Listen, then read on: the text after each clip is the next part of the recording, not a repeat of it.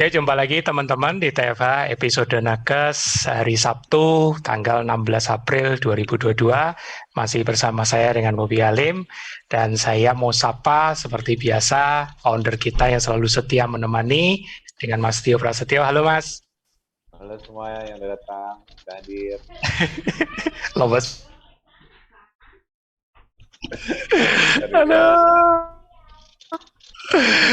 Perjuangan ya Mas ya, habis fish salad langsung Ramadan lagi. Nggak usah selesai. Masih panjang nambah ini. Banyak-banyak. Betul. Oke Mas, diperkenalkan narsum kita siang hari ini, silakan. Oke, siang semua, terima kasih yang udah hadir. Kali ini narasumber kita namanya Mbak Antonia Judita, panggilannya Mbak Nia. Oh ya, sorry, nama itunya Dokter Antonia Judita. Nah, ini narasumber nakes kita nih, panggilannya Mbak Nia. Nah, mudah-mudahan nih kali ini kita bisa dapat sharingnya nih dari Mbak Nia mengenai pengalamannya selama menjalankan KF. Ya, jadi kayak cerita sharingnya itu kita seperti awalnya Mbak Nia dulu dia kenalin siapa KF-nya, terus alasannya apa mau mencoba KF, misalnya ada alasan tertentu, dan bagaimana apa atau bahkan kendala-kendala yang dialami selama menjalani KF dari sejak awal ataupun sekarang misalnya masih ada. Terus bagaimana respon dari keluarga, lingkungan, dan mungkin bahkan sejawat mengenai gaya hidupnya yang anti mainstream ini. Mungkin ada apa yang perlu diceritakan dan nanti dari responnya gimana, kok kamu kok ini sih nggak makan nasi, kok berani.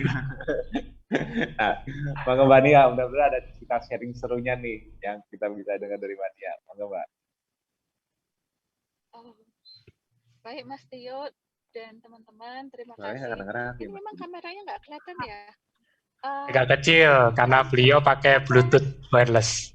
Sudah, oke, nggak apa-apa. Semaksimalnya aja Mbak.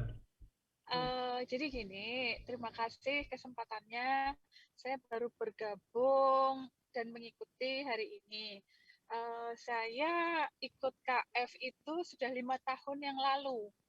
Wow, udah lama. 6 tahun. Nah, ya sudah lama. Saya ikut KF ini dikenalkan Mbak Yuli Kartika Sari. Jadi sesama dokter di puskesmas gitu. Waktu itu Pak Icang itu dokter Icang belum. Terus dokter Oi Baptis itu juga belum ikut KF gitu. Dokter Ayu belum ikut. Oh, Mbak duluan. Itu kalau enggak ya karena kan saya waktu itu dulu satu rumah sakit sama dokter Oi, terus abis itu saya pindah rumah sakit polisi, jadi agak lama enggak kontak, mungkin saya duluan atau dia duluan, saya nggak paham ya, kelihatannya saya duluan gitu, ketemunya itu saat pertemuan aja, oh KF ya, gitu.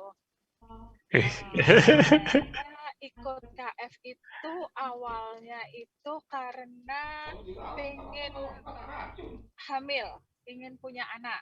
Oke. Ke semua dokter kandungan, terus akupuntur segala macam, memang sih harus diturunkan berat badannya.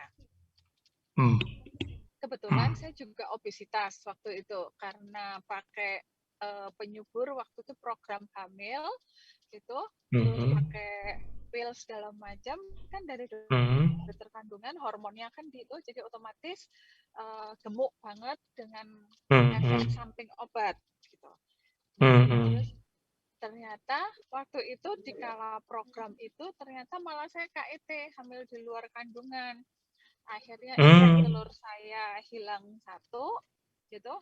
Terus habis itu saya makin tambah gemuk gitu. Terus habis itu efek sampingnya ngos-ngosan, mudah capek gitu. Waktu itu berat badan saya 95, Mas Tio dan teman-teman gitu. Gitu, berat badan 95. Terus habis itu saya dikenalkan saya kenal sama Mbak Yuli, saya pindah puskesmas Sisir itu, Bu coba gitu. Nanti bisa kok, insya Allah bisa gitu. Nah terus saya belajar banyak yang bisa hamil dengan keto, itu awal saya ikut keto. Gitu. Hmm. Hmm. Itu ceritanya sih gitu. Terus akhirnya Hmm. diajarin sama Mbak Yuli gitu. Memang sebulan itu saya bisa turun 10 kilo. Wow. Itu 10 kilo lebih. Itu dengan olahraga renang sama nge-gym gitu. Terus sampai sekarang saya tetap lepas makan semuanya yang berbau karbo, saya lepas gitu. Cuman sekarang tinggal maintenance aja gitu. Tapi yang gula-gula karbo semuanya enggak. Itu sih Mas Bio dan teman-teman awalnya itu. Gitu. Oke. Terus yang dirasakan apa, Dok? Jujur lebih ringan gitu. Lebih ringan. Lebih ringan, terus habis itu nggak mudah capek.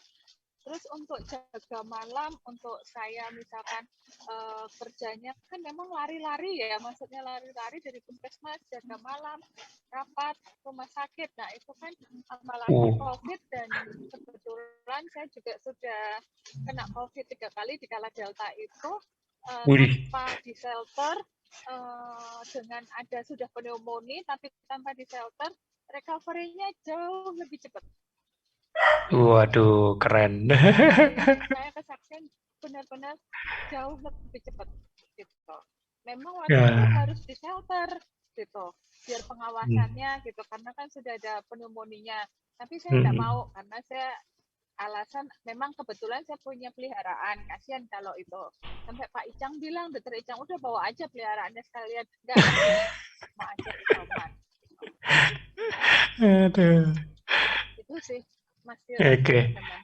Lebih ringan, lebih kuat, lebih untuk badan tuh lebih enak.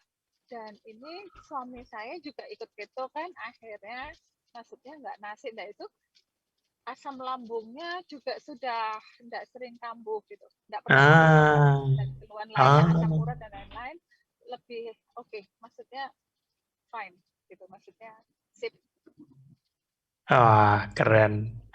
Kalau yang mimpi besarnya sudah dapat belum ini? Belum, karena kan waktu itu ternyata harus suami istri keto. Nah, ini kebetulan suami baru-baru aja, tapi doakan secepatnya kita berdua dapat momongan. Amin. Itu lepas gula, seperti teman-teman yang lain. Oke. Ngomong-ngomong, suami udah berapa lama, Dok? Suami 2 tahun. Oh, 2 tahun ya? 2 tahun baru ikut itu. Lepas itu 2 tahun. Nggak Oh. 2 tahun. Terasa dong ada perbedaannya, maksudnya dari apa ini? Sebelum keto sama sesudah keto. Terasa gitu. Sampai Bapak mertua saya kan juga dokter spesialis dalam bilang, sahabat sekarang kurus gitu, sehat gitu. Terus abis itu juga saya tanya, gimana kamu nggak lepas sudah lepas nasi semuanya enteng, nggak mudah capek, kakinya nggak bengkak, asam uratnya nggak kambuh, nggak cekot-cekot. Ya, moga-moga segera dapat omongan. Tapi pastinya pasti ada perbedaan yang signifikan. Soalnya beberapa testimoni warrior juga mengkonfirmasi yang sama dalam hal apa ini hubungan suami istri itu sesuatu yang berbeda katanya gitu. Aku nggak tahu di dokter dia ada tidak merasakan. Ada sih banyak perkembangannya. Kalau tentang pola makan, jelas nggak ya teman-teman? Jelas nggak? Jelas. Soalnya di sini hujan deras, sinyalnya Oh takutnya nggak iya, bagus. it's okay, masih jelas kok, Kalau masih soal jelas. dibully sampai sekarang pasti masih tetap gitu. Maksudnya kok aneh, nggak makan nasi, nggak terus cuman jam makannya segini, kok nggak lemes gitu. Kalau mau cari cantik itu nggak gini caranya gitu. Terus pokoknya macam-macam gitu. Kesannya kayak menyiksa ya? Yang membuli banyak gitu, tapi saya tetap bertahan sih dengan kopi pahit, dengan garam Himalaya gitu, terus terus olahraga segala macam, jendela makan tetap semakin pendek gitu. Saya tetap itu gitu, meskipun teman-teman bilang diet mau cantik kok susah gitu, kok diet mau cantik. Padahal sebetulnya itu bonus ya menurut saya gitu. Betul, otomatis berat badan dan semuanya mengikuti. Tapi saya cek asam urat, kolesterol, SGOT, SGPT, trigliserid, terus bunkret aman mas, teman-teman. Keren loh. Ini kalau dipantau secara cermat hasil lab ini keren. Nggak perlu ragu jadinya. Tuh. Benar. Dan juga saya waktu itu kan pernah patah tulang di mata kaki, jatuh di rumah sakit karena kepleset. Gitu. Itu recovery-nya cepet gitu. Maksudnya cepet itu untuk kembali tulangnya, untuk beraktivitas, untuk itu padahal dikit ya. Saya cepat kembali. Emang healingnya lebih cepat kondisi ketosis. Iya. Untuk itunya itu lebih cepat. Sampai dokter ortonya itu heran gitu. Lebih cepat. Karena gula darahnya kan nggak tinggi. Saya sama suami itu bisa ke mall dengan kaki satu, terus habis itu nonton pakai kruk dan segala macam, cepat sampai itu. Recovery-nya benar dengan KM semuanya cepat. Gitu. Karena saya sendiri ya. Gitu. Ya, keren. Bagusnya gula darah terkontrol itu kayak gitu. Dan iya. Ya itu efek dari gula darah yang terkontrol itu ya Mas ya. Jadi inflamasinya tidak kemana-mana ya Mas ya. Ya, dan juga kalau waktu ingat-ingat waktu dulu kecelakaan itu, habis kecelakaan itu juga tidurnya jadi plus tuh biasanya tuh. Karena apa? Ada kerusakan di tubuh, jadi meminta demand untuk recovery-nya lebih kuat. Jadi kayaknya waktu itu tidur malamnya lebih nyenyak juga tuh setelah kecelakaan. Ditunjang sama tidur bagus, ditunjang sama makanan yang bebas karbo, akhirnya ya recovery cepat. Karena apa? Kayak yang aku cerita kemarin pas di acara seminar yang bareng Adera itu Mas. Yang aku bilang pentingnya T-Rex. Iya, betul. Regulator di sistem imun. Dari sistem imun kita itu ada namanya T-regulator yang kalau dia sudah aktif, artinya perbaikan otot yang cedera karena dilatih atau memang benar-benar trauma, perbaikan berbagai sel di tubuh, termasuk salahnya satunya misalnya kecelakaan yang dialami Bania itu seperti patah tulang, itu sebetulnya membutuhkan T-regulator. Dia fungsinya sebagai anti-inflamasi, tapi dia mempercepat proses healingnya. Nah, T-Rex ini secara imunometabolismenya, dia itu pro-nya ialah menggunakan fatty acid alias oxidative phosphorylation. Jadi dia beta oksidasi. Jadi semakin gula darah kita bagus, rendah, terkontrol, dan di kondisi ketosis, artinya mengizinkan sel-sel untuk pakai lemak sebagai bahan bakar, itu lebih membuat T-Rex itu lebih dominan aktif. Jadi pada saat seseorang mengalami injury, misalnya waktu Mbak Nia terpleset atau kita lagi latihan beban, injury ini kita justru malah mengaktifkan sel-sel imun yang pro-inflamasi. Tapi pro-inflamasi ini nggak boleh lama. Iya. Pro-inflamasi ini nggak boleh lama-lama. Kenapa? Pada saat kita mengalami inflammatory respon dari karena trauma yang kita alami atau kita sengaja dengan latihan beban, itu kita bahkan mengalami kenaikan gula darah juga karena liver pasti merespon responnya dengan mengirim gula. Itulah kenapa sel-sel imun yang berperan ke lokasi injury ialah yang pro-inflamasi. Karena kan bahan bakar udah jelas gula yang dikirim. Respon awal ke site itu penting untuk pathogen clearance dan untuk inisiasi persiapan sel-sel yang masih stemnya, contohnya kalau di masa sel atau misalnya di sel-sel stem yang lain yang siap menjadi sel baru, itu mereka bersiap untuk proliferasi, untuk berkembang menjadi sel baru, untuk repair, perbaikan apapun perbaikan yang dibutuhkan. Itu butuh gula, karena mereka initiate-nya kan, pertama kali starter initiate membelahnya kan gula, Mas, glukosa. Makanya kan yang dikirim glukosa. Tapi kalau ini terjadinya nggak resolve, inflamasinya tinggi terus, gula darah tinggi terus, misalnya, itu terjadi bukannya malah perbaikannya dimulai, akhirnya malah inflammatory respon yang nggak terkontrol, akhirnya malah bisa bikin fibrosis misalnya ya jaringannya, nggak terjadi repair yang sempurna, atau malah inflamatorinya malah kemana-mana jadi sistemik. Itu kalau kita gula darahnya terlalu tinggi. Itu sebabnya kalau kita gula darahnya bisa terkontrol dan T-reg hadir itu terutama dependen di saat kondisi tidur agar perbaikan cepat. Disitulah baru terjadi repair yang cepat pula, karena T-reg yang hadir ke lokasi itu menginisiasikan untuk calm down. Jadi sel-sel imun tadinya makrofager tipe M1 yang proinflamatori, mereka bergeser jadi M2.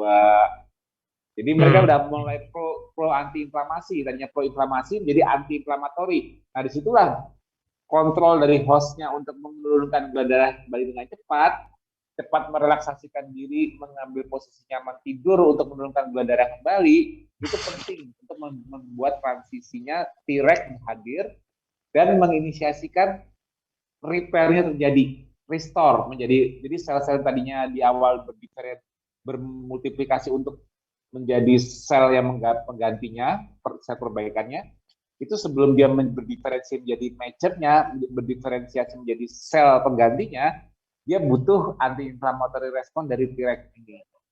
Makanya itulah pentingnya kenapa gula darah terkontrol dan kondisi ketosisnya ya yang membuat fatty acid metabolism secara immunometabolism, T-reg butuhnya itu membuat perbaikan sel injury otot maupun jaringan yang terluka itu jauh lebih cepat.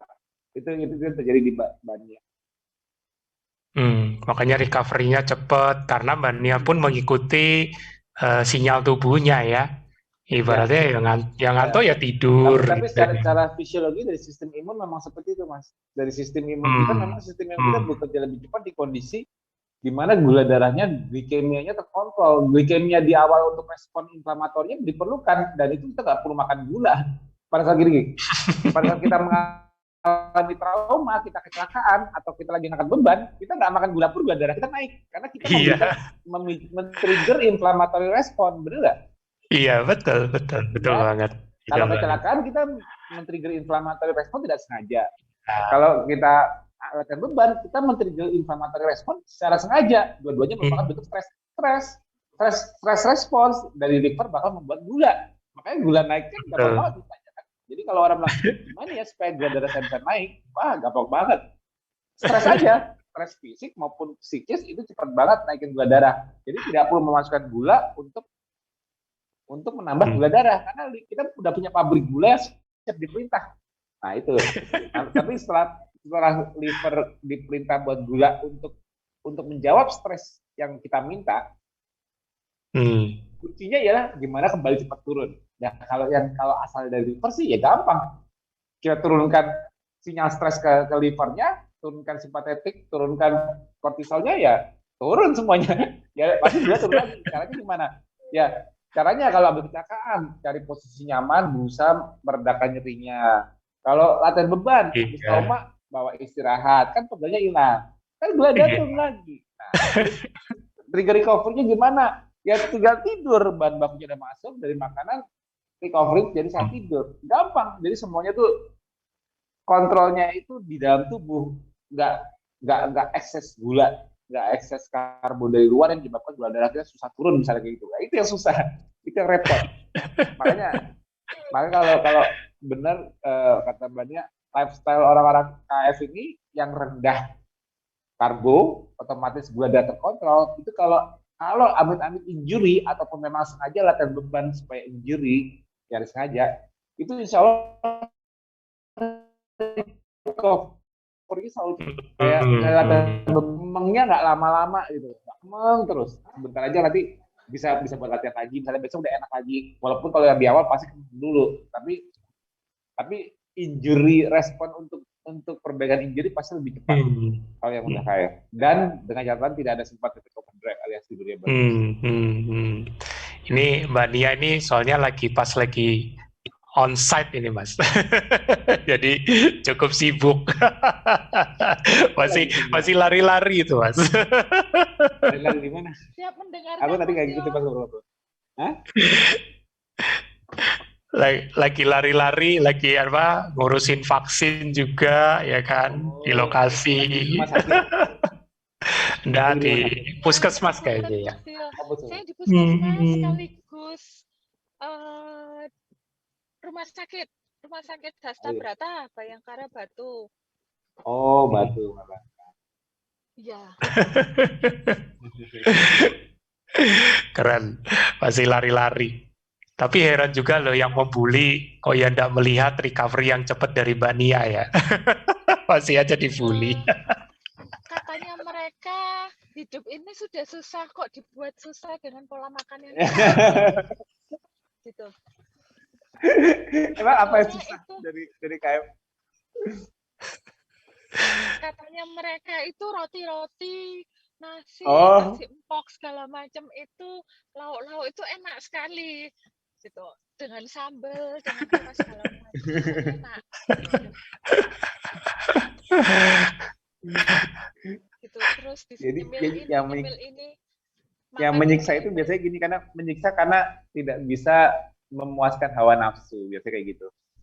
Kenapa kan bilang kok kamu apa menyiksa diri, padahal ini kan enak, itu kan enak, semua itu kan enak, gitu loh. Ya justru karena ya kayak kalau kita yang muslim sekarang lagi bulan puasa, kita malah bulan ini kita dilatih untuk menahan hawa nafsu nih. Yang enak-enak banyak di mana-mana, tapi kita menahan untuk tidak makannya dulu dengan cara puasa. Nah, nanti pas udah buka yang KF, menahan diri untuk memilih yang tepat dan tidak menggumbar hawa nafsu, semuanya bisa dimakan gitu loh. Jadi kita tetap bijaknya dapat, bijak memilih makanan gitu loh, bukannya menyiksa. Aku tidak menyiksa diriku, aku bijak. Misalnya ada yang bilang, tapi itu buktinya puasa nggak makan, kan nggak makan itu kan bukan memilih, nggak makan itu kan berarti kan membuat melaparkan diri. Balikin aja, lah tapi masalahnya saya nggak lapar, saya tidak sengaja melaparkan diri, tapi saya tidak lapar. Jadi mereka bingung, masa sih makan baru jam 12, jam 2 siang baru makan, masa sih nggak lapar, itu nahan kali, gitu kali. Jadi itu yang menganggap orang lain berpikir kita itu sedang mengalami kesulitan menjalankan KF. Oh, mau kurus, mau cantik, mau ganteng, apa kok susah banget sih dietnya, harus nahan makan, nggak boleh makan yang enak-enak. Jadi mereka ngeliatnya kayak itu kita mengalami kesulitan. Padahal kenapa nggak makan karbo di awalnya itu menyebabkan ketosis, itu sebagai modal, itu yang memudahkan kita untuk apa? Memudahkan kita untuk ya nggak lapar dan nggak lemes, walaupun sampai siang jam segini belum makan misalnya. Dan kalau udah ketosis, otomatis cravingnya karbo udah turun, ya juga udah nggak pengen juga sih sama nasi, sama apa gitu. Walaupun itu kayaknya enak banget, dulu kayaknya nggak mungkin bisa lepas, sekarang cravingnya pasti ada penurunan, nggak mungkin juga. Mungkin cravingnya masih sama kayak dulu, betul nggak Pak? Nggak mungkin masih pengennya kayak dulu, harus makan ini, harus makan nasi pecel atau apa gitu. Tapi kalau yang masih belum ngerasain ketosis, yang belum pakai bahan bakar keton di otaknya, yang cravingnya masih tinggi, ya masih belum kebayang pasti. Kan ini enak, kok bisa ya nggak makan ini? Kok bisa ya dia nggak makan durian ya? Kok bisa ya nggak makan apa gitu yang mungkin di Batu itu enak banget kali di sana, apa gitu, mereka kebayangkan deh nggak makan ini seumur hidup rasanya gimana gitu kayaknya. Jadi udah ketakutan duluan dengan hilangnya sesuatu yang nikmat, pemuas hawa nafsu dia ada yang bakal dihilangkan, itu dia membuat takut itu. Betul nggak? Betul kan? Tapi Mbak Nia, kira-kira masih ada godaan yang susah untuk ditolak nggak sampai detik ini? Atau memang sudah cuek aja lah gitu ya? Kalau godaan nggak ada sih. Memang saya awalnya itu ngikutin sudah benar-benar niat nggak separuh-separuh waktu itu. Gitu. Kalau masih separuh-separuh gitu pasti efek godaannya, maksudnya pengen intinya itu lebih besar gitu. Maksudnya untuk melanggarnya itu pengen itu lebih besar. Gitu. Kalau mau saya kasih nasihat pasien-pasien itu, kebetulan saya kan juga pegang Prolanis, pegang program gitu juga, ketua satgas juga itu, saya kasih tahu atau teman saya itu ada bidan sama 2 bidan itu yang gulanya itu tinggi sampai 600, triglyceridnya itu juga tinggi. Terus akhirnya awalnya saya waktu itu dia juga obesitas. Mungkin Mas Tio pernah dikonsulin, namanya Bu Amin Rahayu gitu, sama Bu Dian. Nah itu Bu Dina. Kalau Bu Dina itu karena suaminya stroke, akhirnya dia ikut keto juga. Kalau Bu Amin ya itu gula darah dan segala macamnya tinggi. Awalnya itu saya ngajarin mereka, enggak Bu, enak gitu. Akhirnya sekarang setelah semuanya itu mereka akhirnya sadar kayak Bu Amin itu tetap sampai sekarang dia keto, buat menu sendiri, sendiri, bakso sendiri, segala macam itu. Sampai sekarang gulanya normal, triglyceridnya baik gitu. Dan dia sudah enggak gemuk banget gitu. Keren ini kalau dokternya udah mentorin. Itu teman di puskesmas itu. Saya bilang sama pasien itu juga jangan setengah-setengah. Kalau setengah-setengah pasti akan tergoda. Sekalian diputus mata rantainya. Dibangun niat dulu. Dibangun niat dulu. Kayak ditantang di awal ya dok ya. Ini udah jalan yang nggak bisa balik loh. Ibaratnya. Tergantung mau sembuh apa enggak. Biasanya gitu. Saya kasih pilihan sama pasien-pasien yang diabetes itu. Pilihannya lebih enak sehat umur panjang atau umur panjang sakit-sakitan. Gitu. Keren. Memang agak kejam sih. Iya, tapi ini kayaknya dokter Oi loh ini. Gitu. Aduh, keren. Ya memang harus berani berubah gaya hidup kan, kalau mau benar-benar sembuh total kan memang yang dirubah kan lifestyle. Kebanyakan kan orang lifestyle atau berubah gaya hidup itu paling susah. Maunya tinggal saya makan apa supaya sembuh. Pengennya ada obat pil ajaib yang menyembuhkan saya dari gula sehingga saya bisa tetap menikmati gaya hidup saya yang salah, tapi saya mau sehat, tidak mau sakit gula. Kan lucu kan? Iya sih. Ya. Ngomong yang dikasih pantangan suruh makan nasi putih jadi nasi merah tetap aja masih suka cheating kok. Mana yang benar-benar kamu diabetes, oke kamu jangan makan nasi putih, kamu makan nasi merah sekarang. Misalnya dokternya ngasih kayak gitu. Di lapangan prakteknya enggak. Kalau udah mau kemana-mana ya nasi merah, tapi yang dimakan tepung-tepungan yang lebih cepat keserap. Loh, coba nasi merah, nasi putih sama tepung kira-kira cepetan mana keserapnya gula? Kan tepung. Cepetan mana sama tepung beras? Misalnya dia makan apa tuh yang dari tepung beras, makanan apa aja sih di Malang? Kita udah lupa Mas. Udah lupa ya. Dari tepung beras, tepung maizena, itu yang makanan-makanan jajanan pasar kayak gitu, itu lebih cepat lagi. Dia cuma karena ilmunya cuma dikasih, kata dokter nggak boleh makan nasi putih, makan nasi merah.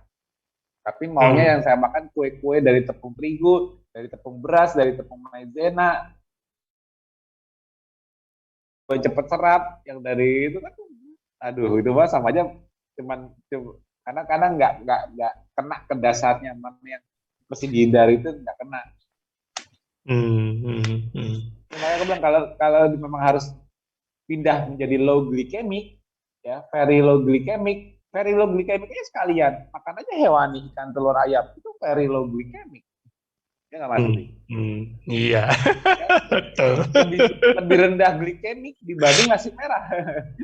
Ayo, nasi merah masih ada glikemianya, adu indeks glikemia nasi merah dengan ikan, telur, ayam. Masih ikan, telur, ayam, indeks insulin respon insulin terhadap makanan. Nasi merah dibanding ikan, telur, ayam. Coba respon insulinnya tinggian mana? Tetap tinggi nasi merah. Masih mendingan ikan, telur, ayam. Jadi insulin dan glycemic respon terhadap makanan itu kalau dijadikan acuan benar-benar untuk menyembuhkan orang diabetes, yang ketahuan ialah apa? Pasti semua yang dipilih ialah semua lisin dari sumber hewani. Karena hanya sumber hewani yang insulin respon dan insulin glycemic responnya paling rendah dibanding yang lainnya. Ya kan? Dan Dan kalau makan ikan, telur, ayam, udah pasti semua nutrisi dapat, nggak bakal ada ketinggalan, ya kan? Itu kan udah jawaban itu udah benar. Jangan dikajarin nama. Kalau dia nama bingung, dia ngindarin nasi merah, tepung beras, tepung maizena, apa masih dimakan. Aduh, itu mah konyol banget. Ngobrol-ngobrol, Mbak Nia, ada yang bisa didalah suami sudah 2 tahun ber-KF, sekalian aja kalau boleh di-share.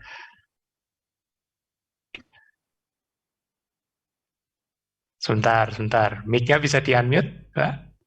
Sudah. Sip. Nah, monggo. Ya, ini saya share kebetulan kalau suami itu memang awalnya agak susah melepas nasi itu, apalagi dia kerjanya kan marketing, Oh iya. membutuhkan tenaga, membutuhkan itu, maksudnya biar enggak lemas, biar terus ya energi saya instan. memberi saran gitu. Tapi akhirnya bisa gitu. Dan merasakan enaknya. Jadi kalau misalkan selama marketing ya makan sayur gitu. Terus ada telur gitu. Entah telur dadar, telur bulat, dia jumlahnya berapa ayam, itu aja yang dipilih. Itu teh tawar gitu. Air putih gitu. Dia Berarti merasakan dulu selama PP apa segala macam perjalanan itu enggak lemes, enteng, penyakit segala macam, kan dia nyetir sendiri, nggak pernah bawa supir, itu lebih kuat gitu. Seringnya kita berdua itu kan sudah lepas nasi, udah KF ya, sudah lepas semuanya itu, PP kita nyetir Tegal Batu itu kita lumayan kuat. Batu. Gitu. Tegal Batu. Di Tegal ada apa, Mbak? Kampungnya? Apa? Tegal itu di kotanya. Kebetulan ayah Tegal Jawa Tengah itu kan dokter spesialis di dalam di sana. Jadi kita nengok, kita seringnya PP atau itu kita nyetir gantian berdua gitu. Buset. Naik tol ini yang tol baru ya, Mbak? Dalam? Naik tol yang itu, tol apa? Yang baru itu ya? Tol yang baru gitu. Kita berhentinya cuman di Salatiga. Yang ada penghubungnya itu cuman untuk makan aja gitu, istirahat gitu, lanjut. Keren. Dulu sebelum ada tol kita PP di kala itu tidurnya di pom bensin juga alhamdulillah fisiknya segala macam aman, kita kuat gitu. Itu sih kesaksiannya yang membuat keren gitu, enteng di badan semuanya gitu. Berarti memang suami yang dulu juga begitu getol sama makanan akhirnya juga bisa bertransisi juga ya? Iya, pasti bisa gitu. Saya kasih tahu teman-teman, kasih tahu semuanya, ataupun pasien, ayo dicoba gitu. Mulai kapan kalau enggak dari sekarang gitu. Mengalami enggak, Dok, apa itu di pasien yang misalnya mengalami kesulitan misalnya untuk protein hewani seperti itu dari sisi ekonomi gitu, kira-kira dokter ada yang bisa di-share enggak? Kalau mereka misalnya kalau misalnya mereka kesulitan begitu tahu yang dimakan ikan, ayam, telur, sebenarnya kan mungkin kondisi ekonominya agak terbatas mungkin loh ya. Kira-kira ada yang pernah ngalamin gitu enggak? Ada sih pasien yang ekonominya terbatas, kebetulan teman kantin saya, penjaga kantin gitu. Dia masih muda, obesitas juga, diabetes. Tapi kalau soal telur segala macam, dia bisa kok ngatasinnya. Wah, ini. Dengan telur, bedanya cuman telurnya enggak dikurangin ya, enggak 3. Dia mainnya telur 1, ayamnya 1 gitu. Atau telur 2 gitu. Dibanyain teh hijau sama minum kopi gitu aman, tanpa gula. Yang Nescafe bubuk itu atau itu dia aman, dia bilang aman gitu, kuat gitu. Gitu ya. Tapi yang message-nya berarti yang penting ada niat gitu ya. Memang ya, apalagi yang tadi niat dulu, otomatis mengendalikan semuanya kan. Mindset di kepala itu harus bisa merubah dulu, otomatis mengikuti semuanya.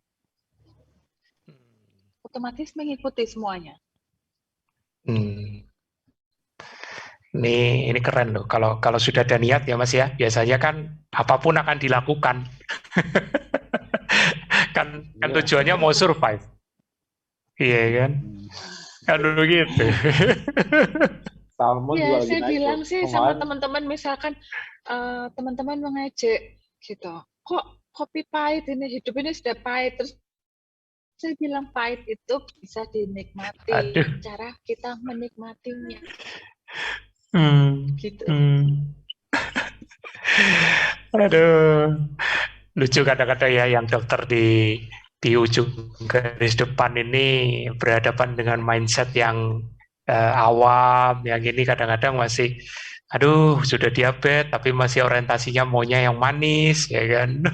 Maunya menikmati hidup cuma sekali, jadi kayak pasrah gitu kata Mas. Dan kalau lawannya orang-orang yang udah berumur, maksudnya lansia juga lawannya seperti itu, kadang-kadang kan budayanya masih kayak kalau aku lihat kayak makanan tradisi juga. Yang udah berumur itu susahnya kan ya, kayak contohnya kayak nasihatin ibu kita sendiri apa itu mereka susahnya tuh kan kayak makanan yang aneh gitu, makanan yang zaman dulu yang kayak apa sih kalau apa sih itu yang dan geblek kali ya kalau Jawa Tengah. Aku nggak tahu deh bener nggak namanya geblek. Ada namanya makanan kayak geblek tuh, itu ibuku tuh susah banget tuh bilang kalau dari kita gaplek kali Mas. Geblek ya, geblek yang kayak geblek itu kayak warna putih tuh, makannya kayak bumbu kacang gitu, dia kayak digoreng gitu, kayak apa ya, kayak dari geblek. Ya gitu loh, pokoknya makanan aku nggak tahu di Batu juga mungkin ada makanan-makanan tradisional dari orang sana yang cucur atau apa mereka yang jadi kendala. Wah, aku bisa makan nasi, tapi kalau itu nggak bisa karena ada makanan-makanan tradisional tertentu yang sulit dilepas gitu loh. Tapi justru makanan-makanan tradisional itu malah tinggi banget karbonya loh kadang-kadang. Kadang-kadang babi disiram gula gitu loh. Iya, itu mah gimana mau kontrol gulanya? Emang itu kendalanya kalau orang tua kayak gitu, orang udah berumur itu, mereka ke makanan-makanan kayak makanan-makanan yang simple yang nggak penting-penting gitu, mereka kayak nggak bisa menghindari nafsunya gitu. Kalau tadi kan hebat tuh, cuma makan telur sama ayam berapa tuh niat, karena tidak ada sakit. Kalau ada sakit tuh pasti niat atau ada niat tertentu. Tapi kalau ada orang yang belum sakit ini yang susah diajarin. Iya yang merasa masih sehat ini susah. Disuruh cuma makan telur sama ayam gitu, dan kayak takut menderita gitu loh. Takut tekor juga Mas. Tapi kalau sudah kalau dipikir-pikir mereka menganggap aku mendingan makan ini aja lebih murah, makan donat makan lebih murah. Tapi karena mereka itu makan 3 kali sehari dan bahkan lebih karena lapar terus, lebih mahal loh. Iya sih, memang. Memang. Bandingin kayak kalau Mbak Nia ingat dulu zaman sebelum KF makan 3 kali tapi katanya makanan yang dibeli misalnya murah, makan nasi cuma sama ini, tapi karena lapar terus makan terus, kalau dihitung itu Mas sekarang cuma makan 1-2 kali coba. Mana yang lebih murah? Bener Mas, gampang sudah kenyang kalau makan sedikit. Iya. Sudah penuh. Itu ya. Kira-kira pernah hitung nggak Mbak Nia? Dulu pengeluaran bulanan sama sekarang. Kalau dulu sebelum ber-KF pengeluaran bulanan sama sekarang kira-kira ada perbedaan nggak? Ada. Ada ya. Lebih hemat atau lebih mahal? Sebetulnya sih lebih hemat karena kita nggak pakai minyak. Gitu. Terus habis itu lebih hemat karena selain telur ada protein lainnya kita bisa pakai. kayak Hmm. ayam, Hmm. kayak ikan, Hmm. Hmm. lebih murah. Hmm. Terus kayak telur kan juga, misalkan telur mahal bisa diganti protein yang lainnya. Hmm. Yang murah meriah di sekitar ya. Iya, gitu. Toh juga Aduh. pakai putih telurnya aja orang jual di pasar itu juga murah. Gitu, Mas. Wah, itu tuh. Habis ini putih telur diserbu. Ya. Itulah ibu-ibu kan bisa kayak tofu ditaruh kulkas, potong jadi. Wah, betul betul. Aduh, keren Lili. Ini kalau dapat dokternya langsung di frontline enak nih Mas. Banyak Kalau di sana, ide-ide kalau praktis. kalau, kalau di Bandung ikan mahal nggak Mbak ikan? Ikan sama ayam murah mana? Ayam juga murah, ikan juga murah, Mas. Ikan. Oh, ikan nggak terlalu mahal ya? Kan Mas soalnya kan Tio nggak ada deket mau laut. curhat. Mas Tio Hah? ada mau curhat. Kenapa tuh? Lagi mahal ya Mas ya? Enggak, ya sebenarnya sih nggak mahal. Cuma salmon, aku kaget kemarin salmon biasanya sekilo 300.000, sekarang 500.000. Baru seminggu naik. Iya. Ngeri amat naiknya. 2 kali lipat. Apa, udah 2 kali lipat. Beralih ke lokal Mas, salmon lokal, kembung. Nah, aku lagi hobi patin karena lagi banyakin makan lemak patin.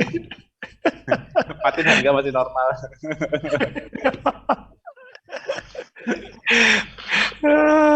Siap-siap bikin peternakan salmon Mas di atas gunung. Oh ya? Kalau tuna aja aneh loh, harga tuna masih normal tuna. Cuma salmonnya itu yang edan naiknya, buset. Kalau nggak dinaikin nggak beralih ke produk lokal. Oh, ya, gitu ya, yang impor-impor. Aduh, seru nih dengan Mbak Nia di Batu. Masih sering kontak dengan Dokter Oi, Mbak Nia? Masih sering kontak dengan Dokter Masih ya. Oi, gitu. Hmm. Dengan Pak Icang juga, gitu. Pak Icang Sarasin ya, yang di Malang, di Batu Icang juga ya. yang di Dinkes. Iya, Ya, Dinas di Batu. Kesehatan. Oh. Ya, itu kalau Pak Icang itu sekarang sudah benar-benar ikut keto dia. Wah, keren. Ini kayaknya Dulu dia Batu bilang dan ceritanya sempat nakal gitu. Terus setelah dia serangan, sekarang dia benar-benar kembali. Ini kayaknya Batu dan sekitarnya bisa jadi lebih kenceng nih menyembuhkan minimal mereduksi jumlah penderita sindrom metabolik khususnya diabetes ini. Kalau dokternya bisa sinkron dan Nakasnya dinas banyak di kesehatannya Malang. iya serius Mas. Seru ngelihatnya ini. Aduh, moga-moga diabetes bisa segera dimulai langkah awalnya gitu ya, mengurangi karbo dan menggantinya gitu kan. Sebagai info Mas, ketosis sudah masuk di Allo Dokter loh Mas. Oh ya? Iya, sudah ada penjelasan tentang ketosis, itu proses metabolisme yang normal dan tidak berbahaya. Karena taunya ketosis itu cuma ketoasidosis soalnya ya. Iya, jadi sudah dibilang memang itu yang normal dan tidak berbahaya dan beda dengan ketoasidosis, memang betul. Dan lucunya itu 24 Agustus, aku catat itu 24 Agustus 2019 dan sudah direview lagi 2022 masih sama. Keren. Apa dia dokter? Iya, di allodokter.com. Oh. Jadi sudah ya lumayan lah gitu loh. Stepnya sudah diakui. Jadi ketosis itu bukan sesuatu yang aneh lagi gitu. Ya memang itu fisiologi normal. Karena kalau tinggal ngelingin aja gimana kalau ketosisnya bisa dijelas bahwa ketosis itu membuat otak kita kenal tangki bensin, selesai. Kan Betul. tinggal membuat masyarakat modern mengakui tangki bensinnya apa. Kamu mau bekerja apa-apa itu tenaganya itu dari mana? Bensinnya apa? Masih mau gula apa lemak kan gitu. Kalau akhirnya kita sudah Ya minimal mengakui. Nah, lemak ya selesai kan. Minimal dokter-dokter yang seperti Mbak Nia gini sama yang di daerah sudah ada referensi begini kan lebih mudah. Kalau dulu mungkin agak sulit karena begitu ya secara fisiologi betul, tapi kalau belum ada sesuatu yang bisa jadi dasar itu eh, kayaknya kan agak ragu karena berkaitan dengan SOP dan kode etik ya kan. Nah sekarang kalau dokter aja udah berani untuk statement, nah ini sesuatu yang sangat membantu sekali ibaratnya gitu. Jadi kayak Mbak Dia gini mau bilang ngajarin ketosis juga ada ragu gitu. Iya kan? Bagusnya Gitu.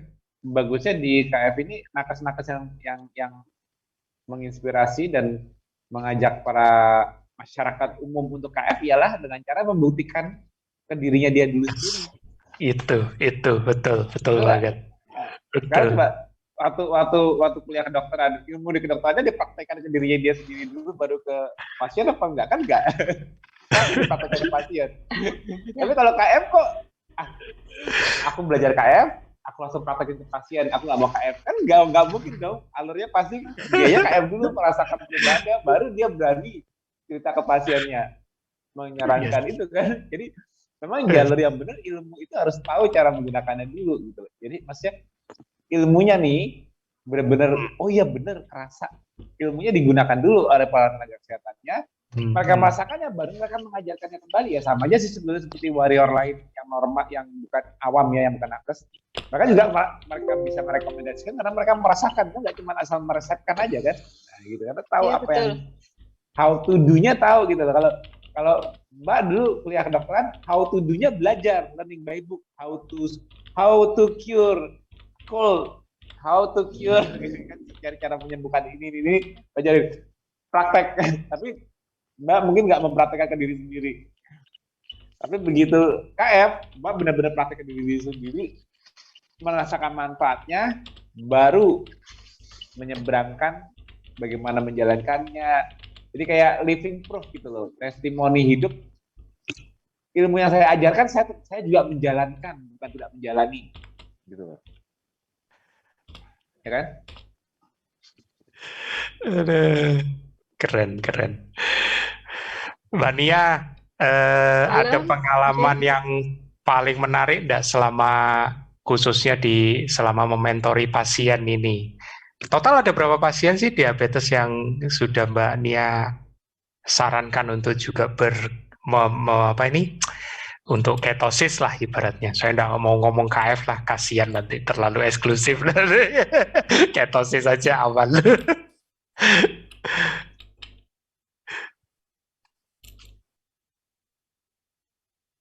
Halo, Mbak. Halo, Mic-nya masih halo, mic-nya halo. masih ya, oke udah, silakan. Enggak.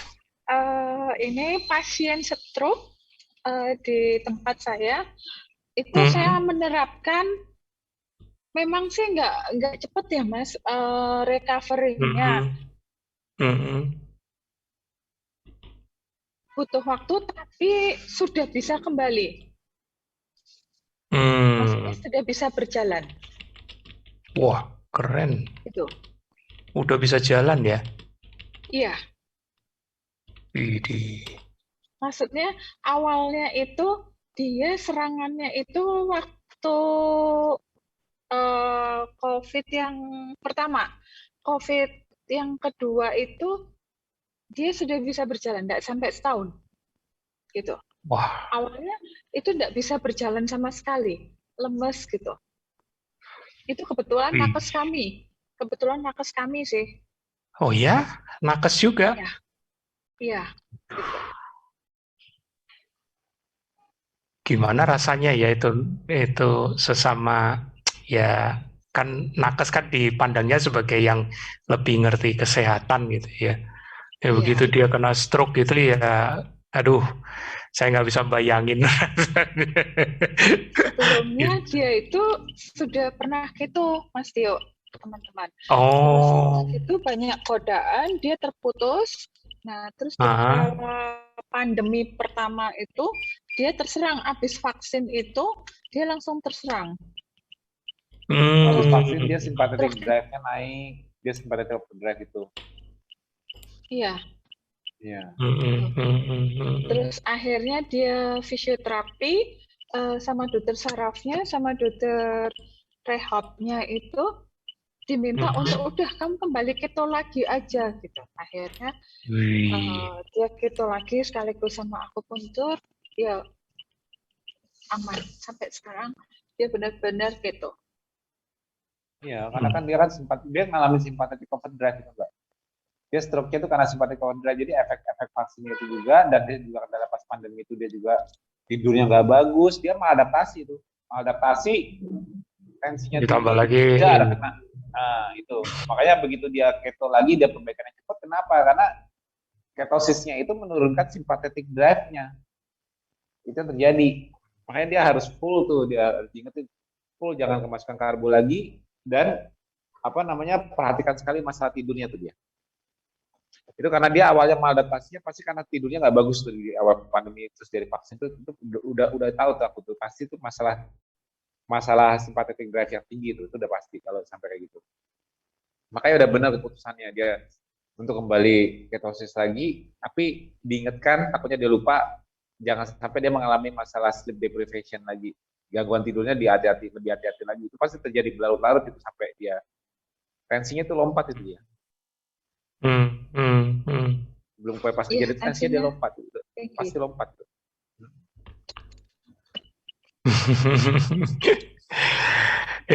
Serem. Jadi diingatkan jangan hanya makanannya, kita juga ngingetin 5 pilarnya, tidurnya, terutama tidur di malam hari, karena itu time recovery time-nya. Kadang-kadang warrior yang udah lama sendiri aja kadang-kadang suka nggak mengenai masalah tidur ini. Jadi nggak makan karbo itu modalnya. Makanya mau makan ayam, ikan, salmon, mau makan cuma telur, itu kan modal untuk tetap ketosis. Jadi kan sebetulnya menyembuhkan itu bukan telurnya, bukan ikannya, ya memang itu memberikan bahan bakunya. Tapi bukan itu yang fix menyembuhkannya, tapi hasil yang dialami setelah kita mengalami dengan kita tidak makan karbo, kita cuma makan ikan, telur, ayam dengan gizi yang lengkap ini, apapun yang kita alami, ikuti instingnya.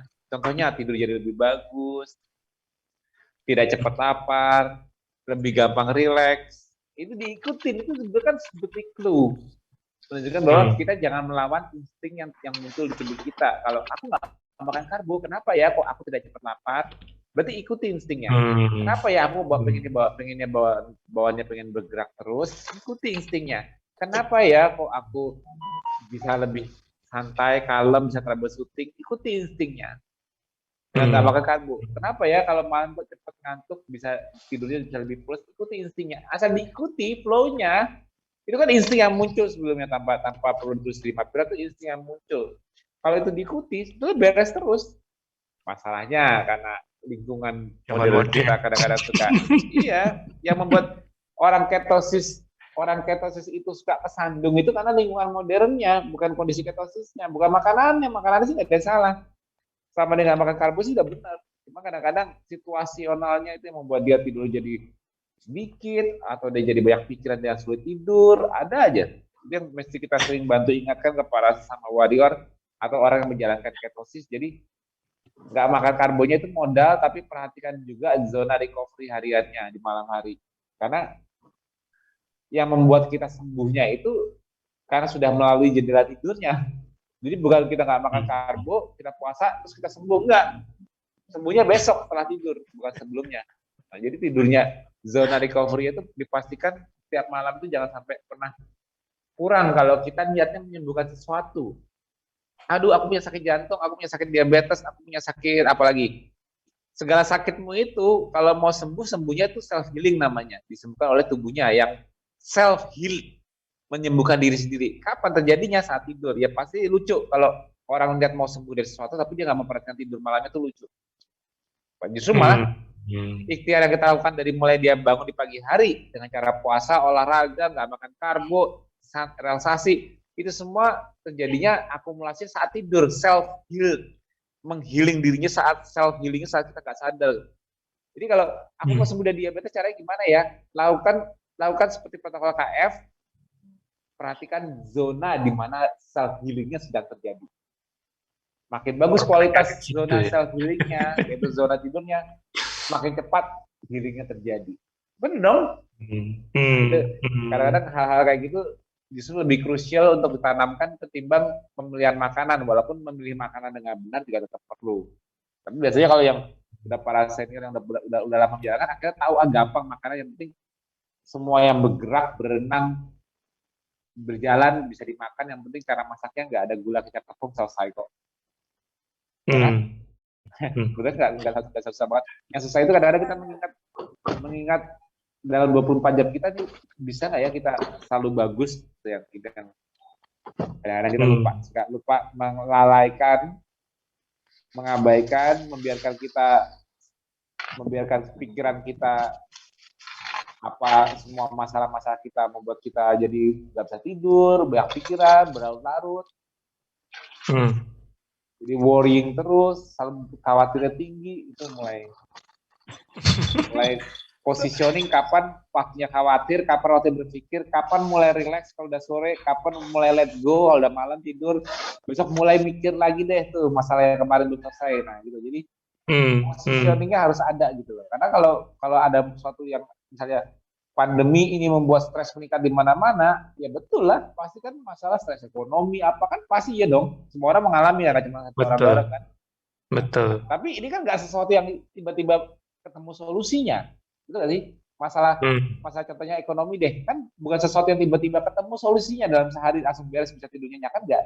Nah kalau udah tahu nggak bakal selesai dalam sehari, supaya tidurnya tetap nyenyak, ya jangan dipikirin dalam 24 jam terus menerus, bener nggak? Kan nggak sebakal selesai juga kan, mau dipikirin malam, bener nggak sih Mas? Apapun masalah, kalau kita naruhnya di posisi yang tepat, dipikir dari pagi sampai siang. Kalau sore udah mulai di let go, lepas, malam tidurnya nyenyak, besok pikir lagi, ya gitu loh. Jadi kita bisa tahu memproporsikan kapan kita harus berpikir untuk masalah-masalah kita, kerjaan kita, apapun ini, walaupun semua trouble itu datang bertubi-tubi, tapi aku jamin tidak ada suatu masalah pun yang kelar dalam 24 jam selesai, dipaksa begadang akhirnya kelar. Akhirnya besok ekonominya beres, besok banyak duit. Ya juga. Betul. Aku jadi kayak diingetin lagi. Betul. Kalau nggak mungkin terjadi dalam waktu 24 jam, kenapa dipaksain 24 jam dipikirin sampai nggak bisa tidur? Bener nggak? Rugi nggak? Aku jadi ingat di apa itu kayak diingetin lagi, kalau nggak salah ini di kitab suci ya, kesusahan sehari hanyalah untuk sehari. Besok ada kesusahannya sendiri, termasuk rezeki pun juga begitu, ya kan. Jadi kita jadi diingetin lagi bahwa ya seperti tadi Mas Tio bilang, ya memang semua berdampak, semua terdampak, bukan berdampak, semua terdampak. Dan masing-masing belum tentu punya jalan keluar langsung. Kalau ada yang punya jalan keluar langsung, ya itu bagus. Tapi yang nggak ada jalan keluar ya bukan berarti harus sesegera mungkin, ya kan. Ya, kadang-kadang kita harus percaya juga. Jadi ya kesusahan sehari ini ya cukuplah hari ini, berarti gitu kan. Jangan lupakan kita hak tubuh kita untuk rileks, untuk ini ya besok dipikirin lagi gimana. Kalau ada masalah apapun ya, ini nggak cuma masalah ekonomi, masalah apapun, misalnya nih contoh, misalnya nggak usah dipikirin malam kalau aku kejar malam pun juga tetap masih ngambek. Kemudian di mana dulu lah, kan besok juga udah clear. Dia bawanya tidur, gak usah dipikirin. Makanya kalau masalah masakan, gak usah pokoknya ya dimin aja dulu, gak bakal selesai juga hari ini kan. Nah gitu. Atau ada masalah apapun lah jenis masalahnya itu semua, kalau udah, kenapa aku bilang sore waktunya relaksasi apa? Artinya yang nggak kelar setelah sore, udah matahari udah mau terbenam, masalah belum beres, ya udah besok kerjanya pada saat matahari terbit lagi. Gitu caranya. Karena kalau dipikirin kerjaan nggak selesai, tapi ya rugi, kita nggak bisa tidur. Nah itu yang kadang-kadang manusia sekarang salahnya di situ. Partitioningnya itu loh. Partitioningnya dia nggak bisa punya dua ruang yang berbeda gitu. Ruang kerjaan, ruang rumah. transisinya aja kan jalanan, dari kerjaan ke rumah kan lewat jalanan, harusnya itu udah merupakan proses pelupakan. Ya kalau yang kerjanya di rumah ya udah bikin buah ruangan, ini ruang buat kerja, ini ruang buat di rumah, jadi udah beda pintu, udah lupa kalau yang kerja di rumah, harus gitu. Jadi kita punya waktu, punya momen kayak aku balas japlan dari sini. Kalau udah di rumah ya dikit-dikit aja balasnya, me time lebih utama, gitu aja. Jadi aku punya positioning, gitu aja kan. jadi kita kalau punya kita benar-benar tahu cara memanage waktu kita dalam 24 jam untuk gimana supaya partisinya itu tepat, hidup kita lebih bagus loh. Dalam hal ekonomi, dalam hal hubungan sosial, dalam hal kesehatan, itu semua lebih baik kalau kita bisa memanage waktu. Waktu yang memanage waktu itu artinya apa? Kamu memposisikan waktu kapan buat kita dan kapan buat orang lain atau kerjaan, atau kapan buat menaruh posisi masalah yang belum kelar. Apapun itu pasti kan orang pasti ada aja ada masalah kan. Tapi kalau udah tahu nggak bakal selesai hari ini, tahu kapan melupakannya mulai dari jam berapa, itu kuncinya. Kalau aku bilang, nggak tahu sih, mungkin nggak semudah yang dibayangkan cara prakteknya. Tapi kalau menurutku yang benar harusnya seperti itu, partitioning waktu untuk pikiran, partitioning waktu untuk fisik, ya nggak terlalu capek lagi. Kalau udah mulai memalam, waktu istirahat nggak capek lagi, udah mulai siap-siap mau istirahat. Besok kalau mau capek dari pagi lagi, itu partitioning yang tepat gitu loh. Tapi berarti aku bisa membayangin Mbak Lina kadang-kadang kalau cewek kan susah Mas, bawahnya kan baper. Jadi kadang-kadang wanita suka sebel kalau lihat suaminya udah enak banget tidur, baru masalah belum selesai. Tapi ini menarik kalau mau ditanyakan ke Mbak Dia ini, kira-kira ada pengalaman yang serupa nggak? Mbak Dia, seputar stres ini tadi yang dibilang Mas Tio tentang partitioning, kira-kira ngalamin nggak ya? Gitu, Mbak Nia. Ya. Iya. Tadi ya diceritakan Mas Tio tentang stres partitioning ya kan. Jadi kesusahan yang belum beres, terutama dalam hubungan suami istri, misalnya ada ngambek itu, ya udah. Kan kadang-kadang ada dorongan untuk ingin diberesin gitu kan, tapi ternyata mungkin salah satu pihak masih susah diajak rujuk gitu kan, diajak damai, jadi kadang-kadang kan akan suka kepikiran tuh, jadi tidurnya terganggu. Nah itu pernah ngalamin kayak gitu nggak? Kalau kayak gitu nggak pernah ngalamin Mas, biasanya kalau kita salah satu pasti sudah sepakat. Put lo ya, ini cuma mau tanya aja atau membahas ini. Gitu. Habis gitu. Saya bilang penyakit yang lain akan datang. Wih, udah diancam. Gitu.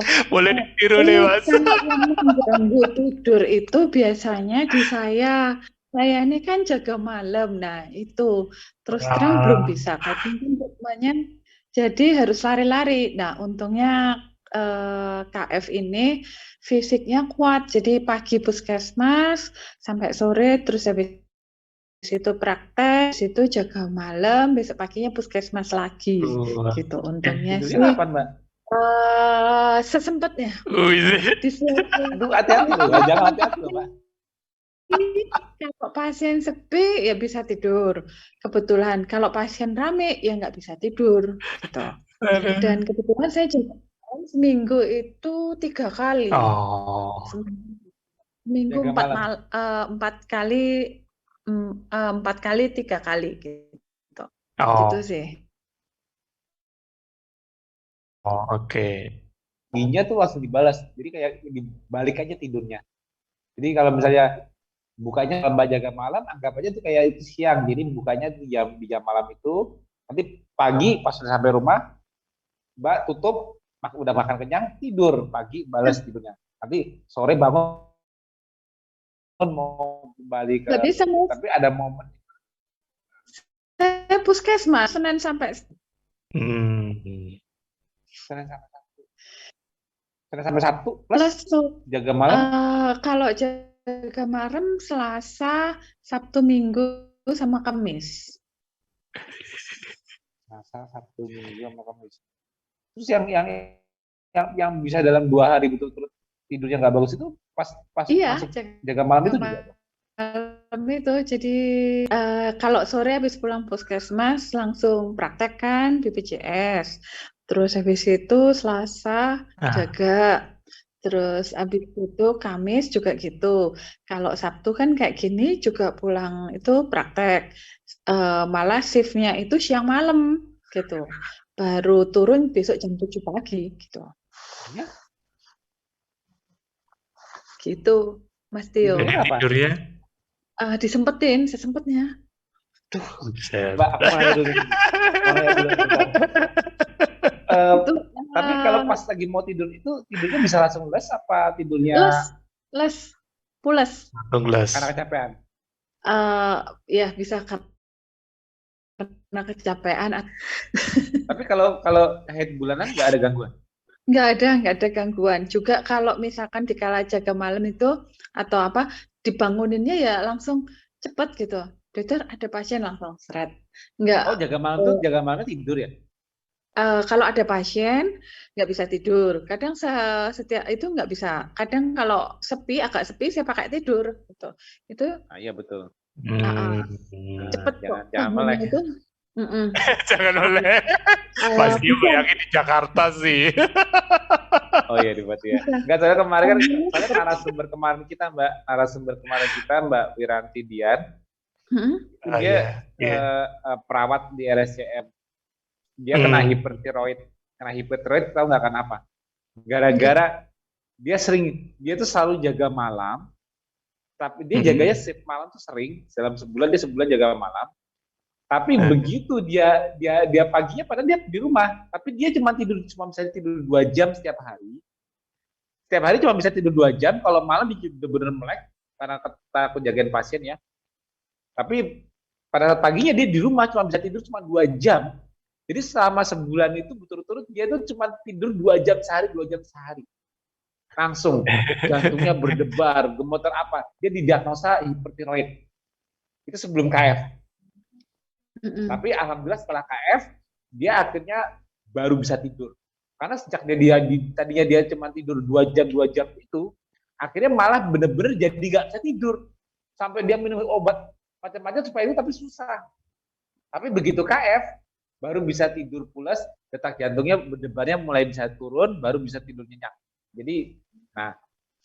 Jadi pesanku buat Mbak, kalau Mbak udah mulai ngerasain kayak tidur susah karena misalnya lebih berdebar, kok jantung saya kayaknya lebih berdebar ya daripada biasanya ya, susah tidur gitu loh. Kayaknya tidur tapi misalnya pas waktunya bisa tidur tapi bolak-balik kebangun pipis kayak kandung kemihnya overaktif atau kayak mulai ngeliang bangun dari duduk mulai ngeliang. Nah itu Mbak mulai hati-hati, di situ Mbak butuh tidur lebih banyak lagi. Jangan sampai mengalami sympathetic overdrive atau stress overdrive. Nah, Mbak harus bisa mengenali badan Mbak sendiri. Kenapa sih sekarang masih ngerasa enak nih? Sekarang masih ngerasa enak, tapi tubuh itu tetap butuh zona pemulihan, Mbak. Tidur itu paling penting, zona pemulihan. Jangan sampai kita merasa, wah aku nih gara-gara bisa mengakses lemak dari badanku, aku lebih super power, aku nggak makan kuat, ini nggak kuat. Tapi kalau diporsir terus, kita nggak mati. Jadi kayak mobil, tubuh itu sebetulnya kayak mobil. Kita bayangin tubuh itu kayak mobil. Jadi saat kita lagi TFH nih, terus Mbak lagi muter-muter kemana-mana, itu Mbak sama aja kayak Mbak lagi nyetir mobil kalau dibawa kemana-mana, mesinnya panas nggak Mbak? Panas. Coba Mbak kalau mau pakai mobil, kalau udah malam, mobil diparkir, dimatiin apa dinyalain? Apa cuma langsam doang nggak tidur? Apa bener-bener dimatiin biar tidur mobilnya? Dimatiin. Nah, kalau udah dimatiin, besok pagi mesinnya dingin nggak? Nah, kalau mesinnya kalau nggak dimatiin, cuma dimatiin sebentar 2 jam, nyalain langsam lagi, nanti besok pagi dibawa jalan lagi, kitanya bergerak kemana-mana, kira-kira panas terus lama-lama cepet jebol. Iya, cepet jebol. Itu Mbak, ternyata tubuh manusia itu juga sama. Jadi fungsi tidur itu ialah menyeimbangkan sistem saraf manusia. Jadi gini, Saat kita berpikir, bekerja apa, ini kita menggunakan sistem saraf simpatetik namanya. Sistem stres, kita menggunakan sistem stres. Aku mengangkat beban 10 kilo. Artinya aku memberikan tubuhku stres 10 kilo. Tubuhku harus menjawab dengan stres respon sehingga aku kuat mengangkat 10 kilo. Kan gitu. Aku harus berjalan 100 meter. Aku memberikan stres ke tubuhku 100 meter. Aku memberikan stres ke kepalaku. Ini gimana ini? Ada pasien yang gini, jawabannya apa ya? Pasien ini harus diapain ya? Aku artinya memberikan masalah ke kepalaku untuk kepalaku menghadapi stres ini dan memberikan solusinya. Jadi percaya nggak? Apapun yang kita lakukan saat kita terjaga itu sebetulnya memberikan stres ke badan. Dan badan kita tidak merasakan stresnya. Kenapa? Karena masih mampu menjawab. Nah, kayak aku nih sampai sekarang belum makan. Makan terakhir habis makan kemarin. Bisa kelihatan kayak gini kenapa? Sebetulnya kalau dibilang badanku stres, tapi kenapa aku kelihatan biasa aja? Karena tubuhku mampu menjawab stres yang aku berikan dan membuatku tetap rileks. Artinya gini, memberikan gas mesin demand untuk mesinku panas, tapi mesinku ini mampu mendinginkan. Jadi ya langsamnya segini-segini aja, detak jantungnya juga nggak berdebar-debar. Tapi nanti kalau kita nggak pernah memberikan mesin itu waktunya dingin, bangun pagi, yang biasanya kita RPM-nya cuma 1.500 pas idle, ini tiba-tiba kok jadi 2.000 ya? Kayaknya kok hari cepet capek. Kok kayaknya detak jantung lebih cepat ya? Itu pentingnya Mbak. Jadi aku agak hati-hati. Nanti kalau Mbak udah merasakan kayak gini, kok sekarang saya tidur agak susah ya? Kok saya bangun pagi agak lebih berdebar ya? Karena kan belum ngerasain nih. Nah, kalau itu harus jadi clue buat Mbak untuk segera ngerem. Wah, aku mendingan istirahat dulu deh.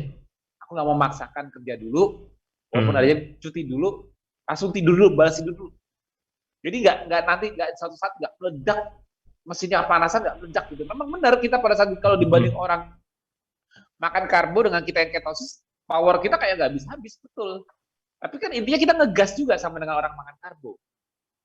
Nah, bagaimanapun sistem biologi manusia membutuhkan waktunya tidur untuk mendinginkan mesin, menyeimbangkan kembali sistem stres yang digunakan, alias sistem saraf yang untuk menggerakkan otot kita, lokomotor, sistem saraf yang digunakan untuk endokrin sistem juga, menaikkan kortisol, membuat gula, gluconeogenesis, semua sistem saraf pengontrol ini harus diistirahatkan. Kalau tidur itu kita tidak menggunakan stres. Tidur itu kita menurunkan stres, sehingga pas bangun kita seger, badan enteng, detak jantung juga santai. Itu pentingnya Mbak. Jadi jangan sampai nanti masalahnya itu ketahuannya belakangan pada saat Mbak nggak sadar tiba-tiba tidur kurang, nanti malah jadi something else. Nah itu aku nggak mau. Makanya Mbak lebih dengerin ya. Kalau untuk urusan membagi partitioning waktu agar Mbak kapan bisa tidur walaupun dengan kesibukan Mbak sekarang, itu aku serahkan totally ke Mbak, karena cuma Mbak yang tahu cara mengakalinya. Membagi waktu kapan saya bisa matiin mobil saya nih ya. Kesempatan dia lagi jaga malam nggak ada pasien, aku matiin mobil biar dingin. Ya boleh aja. Tapi kalau bisa pesanku cuma satu. Kalau bisa jangan kurang dari 6 jam sehari. Targetkan selalu bisa tidur 8 jam walaupun harus terbagi-bagi. Paling bagus sih malam semua tidur 8 jam. Tapi targetkan 8 jam. Kalau gagal, cuma dapat 7, cuma dapat 6, nggak apa-apa. Tapi jangan kurang dari 6 jam.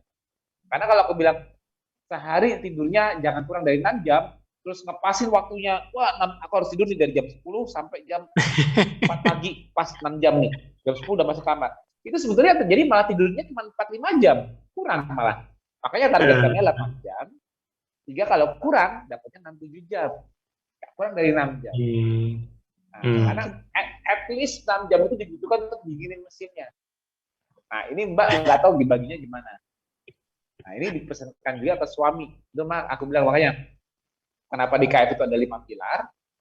Karena kita mau menggunakan sistem fisiologi ketosis kita di tubuh, tapi jangan sampai kita overdo. Maksudnya mengoverdrive-kan mesin kita. Kita merasa, enteng kok, ini gampang enteng. Nantinya kalau udah nggak enteng malah terus malah nggak bagus. Itu pesanku loh. Serius, ini untuk Mbak ikut jadi narasumber TV, jadi Mbak harus dengerin langsung dari aku. Takutnya Mbak kemarin-kemarin ini mungkin nggak terlalu gabung nggak di Facebook apa di komunitas yang atau di grup-grup nggak terlalu aktif. Jadi info-infonya kurang dapat. Takutnya Mbak nanti miss. Makanya jadi Mbak yang dengerin. Kalau waktu aku serahkan ke Mbak deh, karena aku nggak berani. Itu kan urusan kerjaan. Bagi waktunya gimana? Tapi Mbak dengerin badan Mbak kalau udah merasa kayak gejala-gejala aku bilang tadi, misalnya udah kok bangun pagi kok lebih berdebar ya, kok aku bangun dari itu kok beliang ya, terus kok kayak misalnya sering pipis berlebihan atau maksudnya bolak-balik ke bangun pipis kayak atau tiba-tiba mulai muncul masalah pencernaan yang tadinya nggak apa-apa kok ini mulai muncul pencernaan, terus langsung makan turun, kok aku cepet kenyang ya, maksudnya baru makan dikit kayak mual cepet kenyang, terus sembelit lebih dari 3-4 hari, udah mulai nggak BAB di 3-4 hari, padahal makannya normal di banyak, tapi 3-4 hari nggak BAB, itu karena sympathetic drive-nya juga mencegah kolonnya untuk bisa melakukan gerak bowel movement-nya. Makanya hal-hal seperti itu kalau udah mulai jadi penanda, ini harus ngerem. Artinya harus, wah bener nih, kayak kata Mas Tio udah mulai kerasa di badan. Aku mendingan ngerem mendingan cari waktu untuk yang masih aku senang dengar dari Mbak ialah Mbak kalau tidur masih les. Nggak butuh waktu lama untuk langsung pules kan, bener nggak Mbak? Iya. Nah itu seperti aku soalnya. Bangunnya juga nggak butuh waktu lama dari kena batal sampai pules, betul nggak? Cepet banget. Itu bagus banget. Dan itulah esensi dari ketosis ya, harusnya seperti itu. Tapi tahu nggak Mbak, banyak yang nggak bisa seperti Mbak. Dan aku senang kalau Mbak masih bisa seperti itu, tapi jangan sampai nanti nggak bisa seperti itu. Karena kalau yang sudah mengalami sympathetic overdrive, mau tidur itu susah Mbak, nggak bisa sules kayak kita gini. Tapi kalau aku bener, kalau aku kayak Mbak, aku tahu kalau rasanya tidur yang bantal les itu, aku tahu banget rasanya kayak ya karena kita kalau Mbak karena Mbak sibuk fisik, karena kalau aku karena nge-gym olahraga, jadi dorongan tidur kita memang kuat, aku yakin. Kalau Mbak karena capek, kalau udah capek nih waktu tidur les tidur, sama seperti aku yang aduh badanku udah aku sakitin nih abis olahraga, terus begitu aku nempel bantal les langsung tidur, itu karena memang orang tersebut memiliki sleep drive yang kuat, dorongan tidur yang kuat. Itu benar nggak bohong, ada orang-orang seperti itu. Tapi tetap aja kalau kita mengalami overdrive, mesinnya kepanasan, matinya nggak semudah seperti biasanya nanti. Jadi mau tidur tapi kayak kerasa gitu, detak jantungnya kok nggak turun, karena orang untuk bisa les tidur itu sebetulnya apa? Kalau mereka mau merasakan napas mereka, aku nggak tahu Mbak pernah benar-benar dengerin napas Mbak apa nggak? Mbak Nia ini kan contoh orang yang tidur gampang. Orang yang tidur gampang ini selalu kalau dia tidur, napas dia cepat lambat, cepat nurunin diri kayak detak jantung dia cepat turun, cepat lambat. Baru begitu nempel bantal langsung udah kayak pasrah, napasnya udah mulai cuman sedikit-sedikit, les hilang. Iya, bawa bantal langsung. Bawa bantal. Sama aku kayak gitu. Pelor. Iya tuh. Mungkin kalau kita dibilangnya pelor ya Mbak. Tapi sebetulnya itu yang membuat kita cepat itu kalau kita memperhatikan cara fisiologi yang terjadi ialah apa? Kayak gini Mas. Ini aku ceritakan yang terjadi begitu ya. Aku ceritakan apa yang terjadi secara fisiologi yang aku rasakan yang kalau mau tidur. Contohnya kalau habis sholat taraweh nih, habis sholat taraweh ke kulkas, minum air segelas, udah ganti baju, karena aku pakai baju yang buat sholat itu. Habis itu ganti baju, tak pakai celana pendek, cuci muka sebentar. Itu kan pergerakan itu kan pakai detak jantung lebih cepat dong. Tapi begitu nempel bantal, aku tahu tadinya cepat, tapi langsung kayak begitu aku merem, pasrah, lampu udah gelap, kalau nggak tutup mata. Aku cuma kayak ngembus gini. Langsung lega gitu, kayak perasaan lega. Udah, setelah aku gitu, napas berikutnya udah pendek-pendek dah. Udah merem.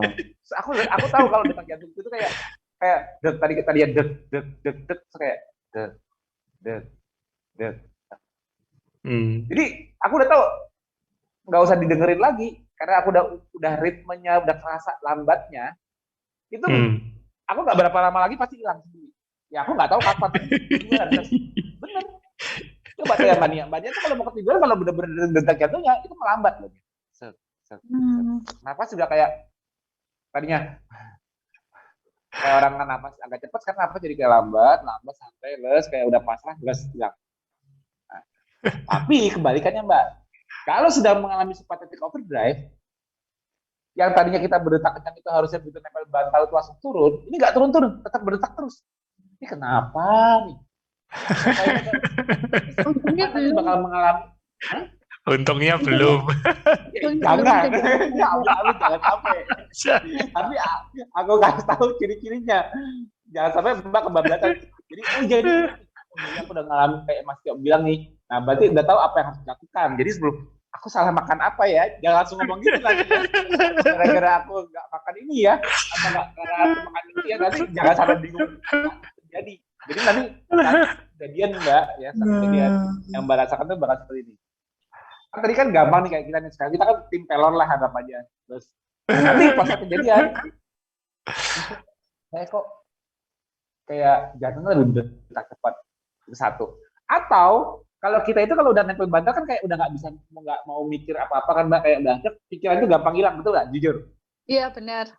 Nah, itu karena kita detak jantung turun. Kalau detak jantung kita menurun, kita aliran darah turun. Maksudnya gini, tekanan darah juga ikut turun, akhirnya oksigen ke otak juga turun. Kita bawahnya malah pengen nguap-nguap. Aduh, bawahnya pengen nguap terus gitu. Karena apa? Karena oksigen di darah, di kepala udah mulai turun. Karena kita udah nggak berusaha ada arousing tubuh kita. Arousalnya ke tubuh, detak jantung turun. Nah, tapi kalau orang yang mengalami sympathetic overdrive, tekanannya tetap tinggi. Oksigen nafasnya juga masih cepat. Akhirnya apa? Biasanya dia nggak sadar dengan nafasnya, tapi dia nggak nafas. Jadi kok kayaknya segala hal dipikirin ya. Nah, nanti yang terjadi adalah gitu. Pak yang biasanya nempel bantal itu paling mikir 1-2 hal langsung hilang. Ini kayak kok semua jadi keinget, semua jadi kepikir. Yang nggak mau dipikir jadi kepikir sendiri. Jadi malah kadang-kadang pengen menyelesaikan sesuatu saat tidur. Ya, jadi udah nempel bantal tapi misalnya gini, kayaknya aku mesti ambil tabungan ini deh, aku mesti pakai ini deh. Jadi kayak ada berpikir, membuat solving problem pada saat kita udah nempel bantal. Itu nanti terjadi saat kita mengalami itu disebut namanya hyper arousal. Kalau Mbak udah mengalami itu, Mbak perhatikan jantungnya. Oh iya benar, lebih cepat.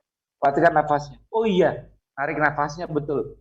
1:1 narik sama ngeluarinnya. Tadinya 1:2, buang lebih lama atau narik nafasnya lebih lambat. Ini 1:1 dan ini mikir terus. Artinya apa? Kita masih di kondisi seperti lagi aroused, lagi masih awake. Kita udah merem nih, tapi kita masih kayak seger, masih mau mikir, mau muter otak. Nah kalau itu udah terjadi, itu salah satu ciri-cirinya sympathetic overdrive. Hati-hati ya Mbak. Oh siap. Aku udah mulai gitu nih. Nah ini berarti kemarin-kemarin aku terlalu ngoyo nih, tidurnya terlalu sedikit. Nah besok aku ngerem deh. Nah ya. Nah yang aku ceritakan tadi barusan itu mungkin audiens juga mungkin pernah ngalamin. Yang tiba kayak alertness-nya kok tinggi, kok nggak kayak apa ya, kok aku alert banget ya gitu, mau kok on banget ya rasanya, seger banget ya, mau tidur tapi seger gimana sih? Nah, untuk tekniknya ialah gampangnya apa?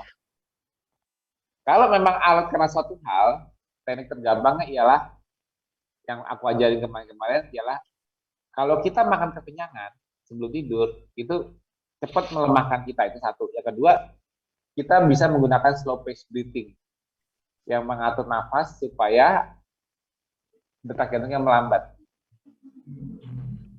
Jadi, nah, nih, Mbak Nia juga nih, kalau Mbak Nia kayaknya dari histori japriannya, kayaknya udah lama nggak japri aku, tapi nanti kapan-kapan kalau ada something wrong, jangan ragu-ragu langsung japri aku Mbak, karena Mbak belum pernah aku kasih slow pace breathing untuk mempermudah tidur, karena siapa tahu Mbak butuh atau suami butuh.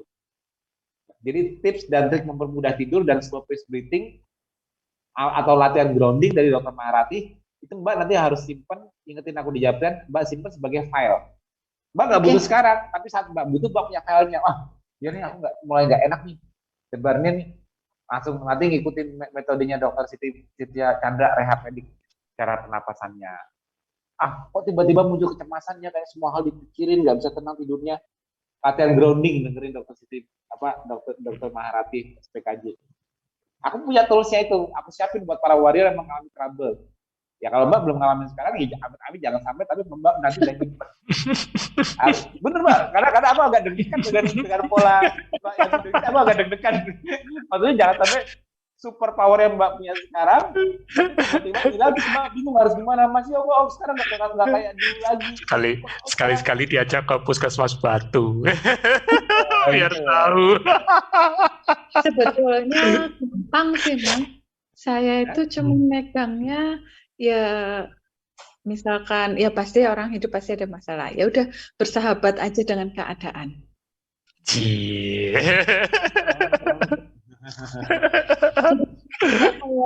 Pasien lain biar tetap real. Jadi aku dengar statementnya Mbak Dia aja udah langsung, aduh ini Mbak Dia ini orangnya dibilang nerimo, tapi sebenarnya lebih, ya itu tadi kata yang tepat, bersahabat ya. Jadi ada masalah itu ya santai aja. tapi mau pusing. Wanita kayak Mbak Nia itu jarang loh. Maksudnya jarang yang betul. Cepet kayak aku gitu. Maksudnya gini, Mbak Nia ini kan tidurnya les. Itu tipikalnya yang bisa seperti itu biasanya cowok loh. Iya. Nggak bohong, Mbak. Serius, Mbak. Kan boleh tanya teman-teman Mbak yang lainnya yang para wanita itu kebanyakan sebelum tidur itu mereka alertness-nya lebih tinggi dibanding itu. Tapi kalau aku lihat dari cara Mbak jatuh ke arah tidurnya di setiap malam, itu lebih ke arah pria loh, Mbak. Gampang let go. Gitu. Nggak baperan, maksudnya bukan jadi baperan atau gimana ya. Itu bersahabat, gampang let go. Menikmati aja, dijalanin aja. Menikmati aja, dijalanin aja. Itu Mbak mesti bagi tipsnya tuh, tips tidurless. Yang langsung itu penting karena orang-orang dengan tidurless seperti itu, yang tidur nempel bantal 5-10 menit hilang, ini jalanin ketosis nggak bakal punya fisiologi ketosis, nggak bakal banyak masalah. Kayak kan Mbak udah 6 tahun ya, 5 tahun jalan ya 5-6 tahun. Tapi tidurnya selama 5 tahun tuh selalu les seperti itu kan?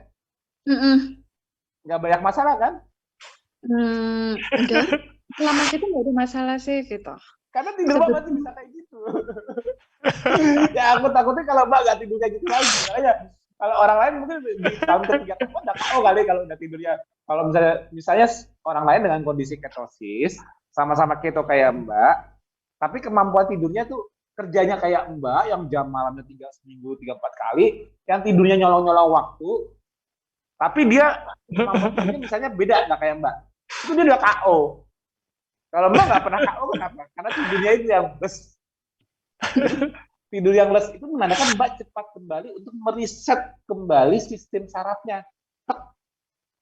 Kembali bangun dengan segar, fit. Artinya Mbak punya kemampuan untuk cepat menurunkan sistem stresnya gitu loh. Cepat masuk ke tidur, keluar fresh. Itu penting banget, itu kemampuan superpower yang nggak boleh hilang. Setiap orang beda. Makanya orang lain dengan situasi yang sama kayak Mbak, dengan jam kerja kayak Mbak, terus kondisi ketosis, itu bisa KO duluan. Dia bisa mengalami maladaptasi duluan seperti aku bilang tadi, kalau tidurnya beda dengan Mbak. Kalau Mbak ini sekarang bagus itu karena tidurlessnya itu. Ini suami gimana? Suami tidur juga kayak gini juga? Les juga. Ya bagus. Jadi cocok berdua. Enggak kok Mas Tio. Dan sebetulnya sih pernah kemarin itu yang saya kena COVID yang ketiga itu sempat susah tidur tuh baru bisa pagi. Tapi setelah itu ya sudah negatif hasil COVID-nya, ya saya berusaha merimain lagi, mengembalikan gitu.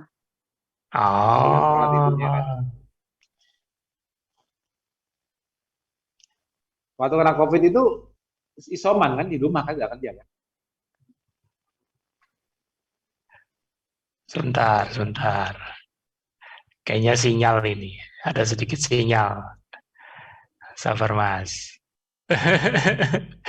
Tapi memang betul sih, memang jarang yang kayak Mbak Nia gini. Kalau Gitu. pria sih banyak mungkin ya, tapi kalau wanita jarang. Jarang wanita yang bisa les. Apalagi kalau suaminya juga ikut les gitu, enak banget sih memang. Jadi nggak ikut baper, besok nggak ikut marah. Iya. Beruntung lah bagi orang-orang yang menyentuh batas 5-10 menit langsung, beruntung lah. Jadi dia orang yang gampang lesu, banyak pikiran, cepat hilang alatnya. Ini nggak banyak loh orangnya. Betul. Mbak Nia terputus kayaknya, Mas. Lah, tapi itu malah ya itu super powernya orang pelor. Kalau malam nggak apa-apa, yang nggak boleh itu bilang pelor apa? Kalau makan sebentar langsung ngantuk tidur bisa gini, kayak orang yang dibilang pelor yang jelek negatif itu ialah kalau siang bawahnya ngantuk tidur mulu nggak ada tenaga, ya itu jelek. Tapi kalau pelor di malam hari itu tidak pernah negatif, itu super power. Semakin dia cepat tidur di malam hari, semakin dia pelor alias cepat tidur di malam hari, semakin dia insya Allah kesehatan lebih baik. Itu yang aku jamin. Kenapa? Dia cepat menyiapkan tubuhnya untuk recovery, nggak menunda-nunda. Jam 8 habis isya pelor, terus bangun subuh, bisa kayak gitu terus mah. Top. Serius nggak bohong, pelor di malam hari itu super power. Emang. Sebentar, ini sebentar ya, Mbak Nia. Aku coba ini dulu sebentar. Ini Mbak Nia sudah masuk, tinggal aku coba view-nya dulu. Mbak Nia di sebelah mana? Oke, di situ.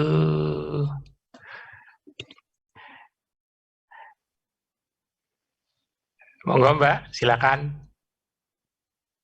Mic-nya bisa di-on-in. Sudah. Tadi silakan. Iya, sempat putus. Iya, enggak apa-apa. Itu Mbak Nia dapat PR tuh, bisa ngajarin tips and trik cepet tidur, tidur langsung les. Halo? Nah, ini memang sinyal ini kayaknya. Sinyalnya agak susah nih, Mas. Iya, sinyalnya kayaknya hilang-hilang di saat-saat ini memang. Tapi tidak apa-apa. Tapi memang banyak ya Mas ya, yang keluhan yang seputar ini ya, seputar tidur ini yang susah ini ya. Apalagi Ramadan. Apalagi Ramadan. Ya, tapi memang kayak masalah semua orang kalau Ramadan itu on-nya tuh malam, juga heran. Jadi mereka kalau kebanyakan di Japrekku sekarang nih pas Ramadan ini ialah apa? Habis buka on. Habis buka on. Dia tuh belum bisa kata-kata paling cepat jam 10. Aku heran, kenapa sih sampai jam 10?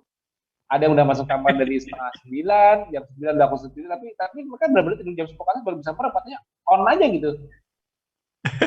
Gak tahu kenapa. Aku belum bisa bantu, tapi aku cuma ngasih aja udah kalau memang kayak gitu dan harus bangun cepat jam 3 untuk sahur, untuk nyiapin seadanya nyiapin sahur keluarganya apa-apa. Itu kalau bisa habis subuh tidur lagi deh. Atau enggak cari tempat waktu deh siang tidur lagi. Jangan membiarkan kondisi ya. Aku belum tahu kenapa mereka itu kok jam 10 baru bisa tidur. Aku nggak tahu kenapa, karena on. Terus yang aku takutin itu bagi orang-orang yang udah on-nya tuh on terus sampai akhir jam 10 tidur, terus bangunnya jam 3, akhirnya cuma tidur sebentar kan tuh. Habis itu harus kembali kerja. Dan baca tidur, itu terulang terus selama sebulan. Itu aku takutnya cuma itu doang. Yang on ini yang tapi nggak bisa menggantikan di pagi atau siang, yang agak ngeri. Mas Tio, saya sudah kembali. Kayaknya memang harus belajar bersabar dengan masalah, bersahabat dengan masalah seperti ini yang tadi diomongin Mbak Nia ini. Jadi mesti diajarin tipsnya nih. Terutama bagi para wanita ini. Wanita kan banyak yang tadi Mas Tio istilahnya baperan. Ya Mas, baper maksudnya lebih terbawa pikiran gitu. Apa-apa. Padahal kalau waktu tidur kan harus let go, nggak boleh mikir lagi. Hmm, hmm. Tapi mungkin ya kita kalau minta tipsnya agak susah juga nih sama Mbak Nia. Kira-kira Mbak Nia bisa kasih tipsnya ada bersahabat dengan masalah itu gimana sih? Namanya hidup kan Oh, banyak masalah dipikirin ya. Mencoba mewakili wanita ini. jadi terus terang berdasarkan pengalaman bersahabat dengan keadaan itu ya Ah, berusaha menerima. Kita tidak boleh denial, nanti kita sendiri yang sakit, kita sendiri hmm, yang capek gitu. hmm. Tapi bagaimana mencegah supaya itu tidak terpikir, itu pertanyaan yang sering dimunculkan loh sama teman-teman juga biasanya, khususnya yang para wanita ini kan, oh, tapi masalah gimana, apalagi kalau sudah muncul sakit kan, kadang-kadang wah ini jangan-jangan jantungnya, wah ini jangan-jangan ginjalnya, wah ini jangan-jangan ininya, kadang-kadang gitu. Perasaan. Dari awalnya itu kita mindset pikiran yang harus kita set. Kalau mindset pikirannya kita takut, nanti malah justru kejadian. Pola pikir mindsetnya harus dibenerin dulu, gitu Mas. Ya Gitu. intinya nerimo dulu ya. Iya, gitu dibawa arah kemana? Maksudnya gini, kita sudah berniat gitu. Kita Hmm, ingin sehat. Ya udah jangan hmm, setengah-setengah. Terus kita harus nanti arahnya kemana, nanti jadinya gimana, seperti apa. Nah, hmm, itu. Maksudnya contohnya seperti itu. Jadi misalkan kalau kita takut dengan pikiran kita sendiri atau terlalu khawatir, itu kan juga menyangkut kejiwaan juga nggak bagus, gitu. hmm.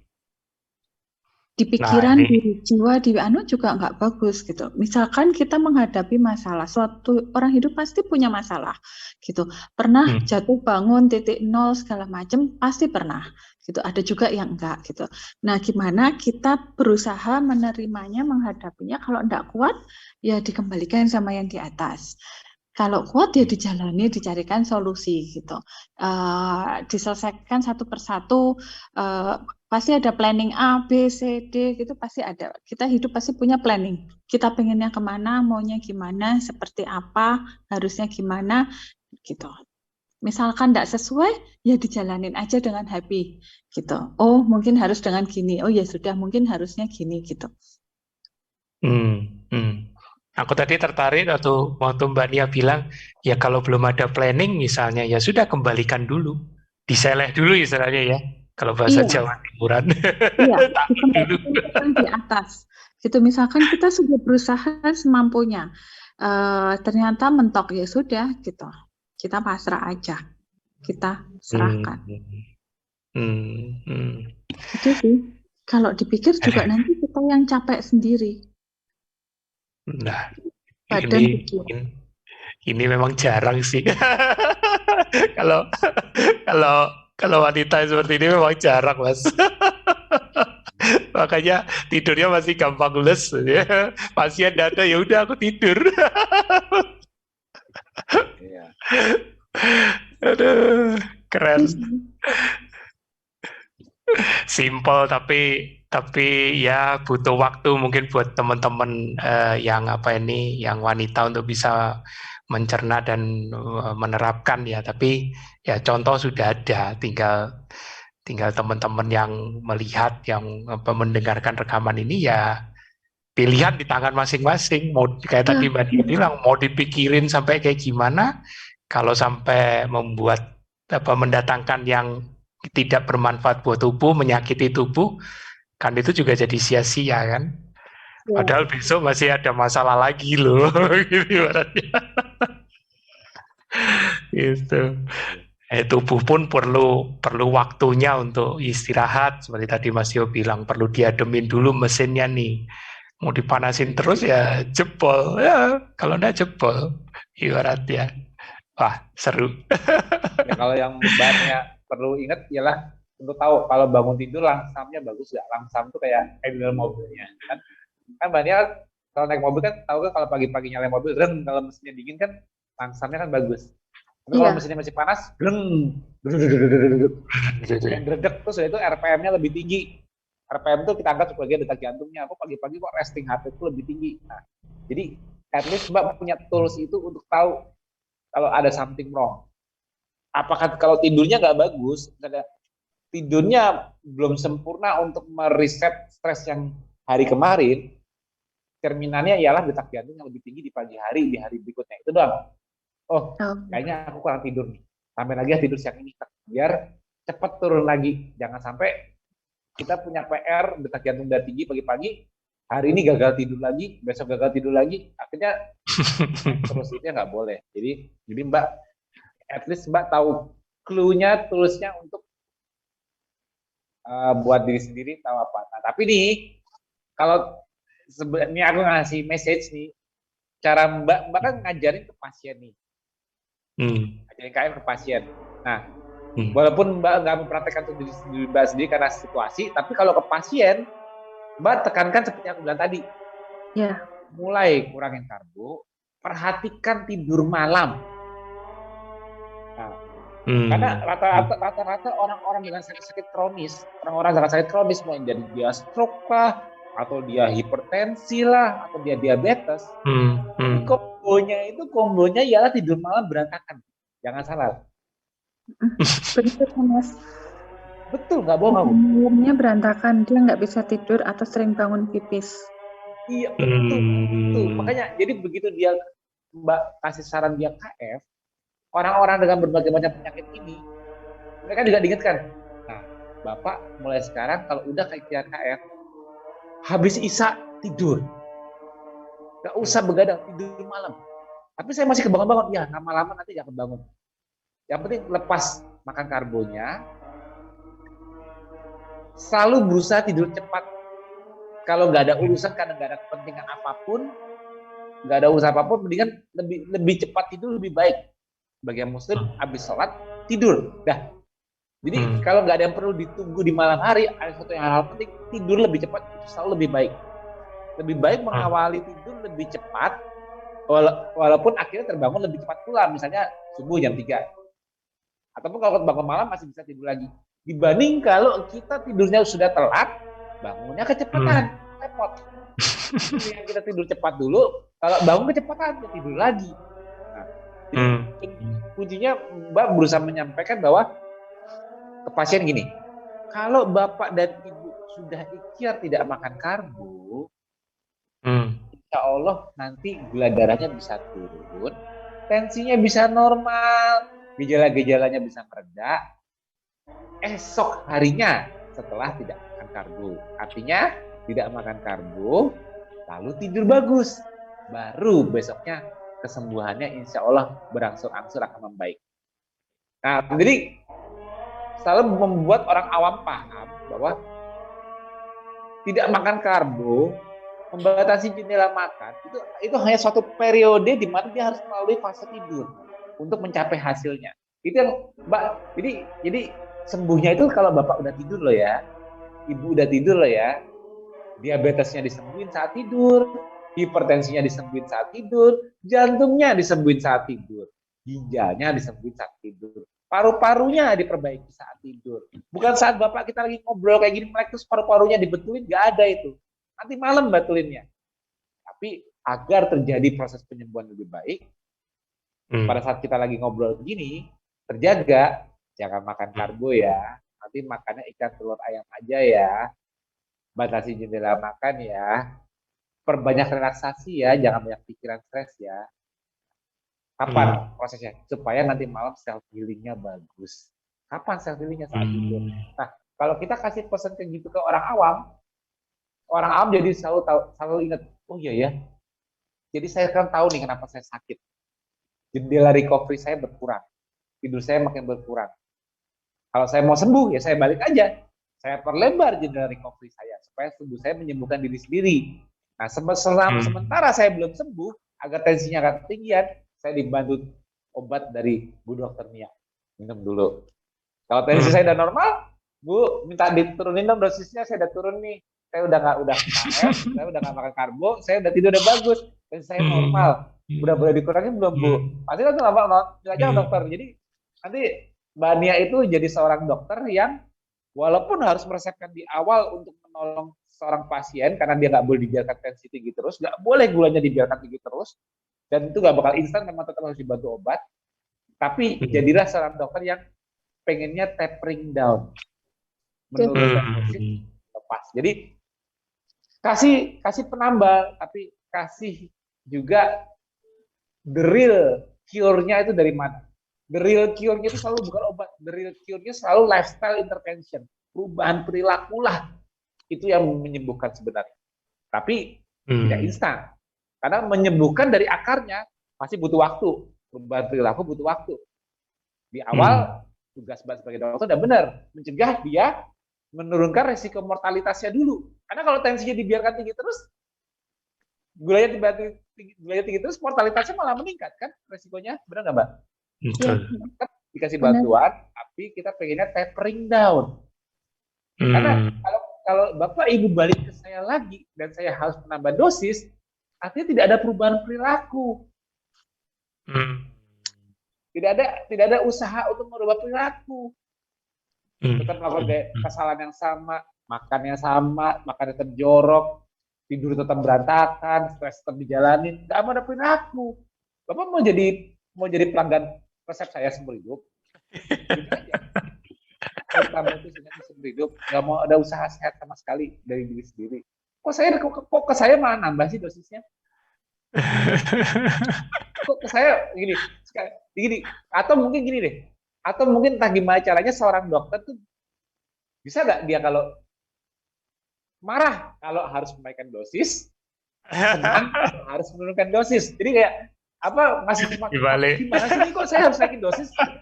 Kok kamu kesini lagi dosis naik? Jadi kayak aduh. Jadi jangan sampai dia pengen balik ke kita lagi, makanya rubah perilaku. Kalau balik ke saya lagi, pastikan untuk saya menurunkan dosisnya. Nah gitu dong, apapun kamu lakukan, nah bagus kan? Oke, saya turunin setengah ya. Nah, besok kesini lagi kalau bisa lepas ya. Ya gitu, jadi kayak ada motivasi ke pasien bahwa ini obat ini cuman life saving aja sementara, penambah sementara, life saver. Karena resiko mortalitas meningkat kalau nggak dikasih obat ini. Kamu datang saya dengan tensi tinggi, datang saya dengan diabetes gula darah tinggi, ya kan? Mau gimana? Saya harus bantu dulu. Tapi kembali lagi ke saya dalam bentuk perubahan perilaku yang menghasilkan tapering down. Saya akan mengurangi dosis. Saya lepas insulinnya. Saya nyatakan kamu bebas diabetes. Kamu minta 3 bulan lagi, HbA1c saja sudah di bawah 5,7. Nah, kan selesai. Siap. Gitu, Mbak. Siap. Kayaknya keren. Kalau dokter marah kalau dosisnya nambah itu keren. Ini keren dong. Gimana sih kok kamu ke saya harus tambah dosis lagi? Kamu berarti nggak bener nih. Ada perubahan perilaku nih. Tapi kalau nah gitu dong, dosis turun kan? Nah saya kan kalau gini bisa nurunin dosis. Ada data, gula kamu turun, dosis kamu udah normal. Apa saya kasih dosis seperti di awal? Kalau masih tentu sama, saya lepas nanti kamu sebulan lagi gitu. Aduh, kayak Mbak Lia dapat teknik untuk ini, mentorin pasien baru. Memang kadang pusing juga sih kalau pasien datang gulanya nggak turun-turun gitu. Tapi jangan dimarahin kayak Mas Tio ya. Dikali dulu. Kalau dimarahin, aduh, dokternya galak. Iya, tapi kalau kita udah kasih rambu-rambunya antara pola makan, antara pola pikir dan tidur, itu rambu-rambu itu dia udah tahu kenapa ya kok kamu datang ke saya lagi, coba kamu ada masalah stres yang masih pikiran berlebih nggak? Pola makan kamu masih masalah nggak? Dan tidur kamu udah beres belum? Tanyakan itu setiap dia datang. Jadi ini yang aku pengennya kalau bisa tidur itu ditanyakan setiap itu. Konsul. Oh enggak, tidur saya pules tapi kamu berapa jam tidurnya? Ya cuma sering kebangun atau apa. Akhirnya mereka ngaku, mereka bisa mengkoreksi. Itu lebih memudahkan kita, lebih membantu banget. Lebih cepat menemukan solusi bersama untuk dia tepat menurunkan kembali gula darahnya, tensinya terutama. Kenapa? Apapun lifestyle intervention yang kita lakukan, hasilnya juga perbaikannya di tidur. Jadi gini, seseorang yang punya hipertensi, punya diabetes, dia bergejala susah tidur, Begitu dia merubah gaya hidupnya dengan cara misalnya dia tidak makan karbo lagi, dia mulai relaksasi, tercerminnya dia mulai terjadi perbaikan, dia tidurnya membaik. Nah, jadi tidur itu selalu jadi faktorial juga. Tidur kamu membaik nggak setelah kamu nggak makan karbo? Iya, membaik. Nah, pertahankan. Tidurnya tetap dipertahankan, apa? Disitulah zona healing. Jadi pola makan itu membuat kamu tidurnya jadi bagus sekarang. Terus nanti kesembuhannya bakal lebih cepat. Itu kuncinya. Kayaknya memang harus ada kertas resep baru. Soalnya kertas resep ini nanti tulisannya tidur dosis penuh. Dosis penuh dari jam 8 malam sampai jam 4 pagi. Kalau diserahin ke apotekernya bingung, masa diserahin resepin obat tidur kan nggak mungkin. Ya, obat tidur, tapi kalau udah kepepet obat tidur perlu, apalagi udah seminggu nggak bisa tidur, seminggu cuma tidur 2-3 jam, obat tidur resepkan, jangan tunda-tunda, itu karena bahaya. Lebih baik resep obat tidur sebelum dia berdarah. Kenapa? Orang nggak tidur sampai di atas lebih 3-4 hari, tidur cuma nggak bisa tidur 3-4 hari, itu harus dibantu dengan cara apapun. Tidak sedatif kayak apa, nggak bisa tidur berturut-turut 3-4 hari, itu udah bantu aja dulu. Kalau 2 hari, nah kita kasih bantuan relaksasi, coba dengan bantuan slow pace breathing, aku masih bantu itu. Sebab kalau udah sampai seminggu tidurnya nggak berkualitas dan susah terus tidurnya, aduh, tensinya kayak apa itu, bahaya malah. Jadi kan bantu dengan cara apapun tidurnya, bisa-bisa tensinya lompat, bisa-bisa kemana-mana itu efeknya kalau udah sampai seminggu kayak gitu. Oke, Mbak Nia, boleh kasih closing statement dong? Kita sudah sampai di akhir acara. Silakan Mbak Nia. Apa ya? Bingung saya ngomongnya.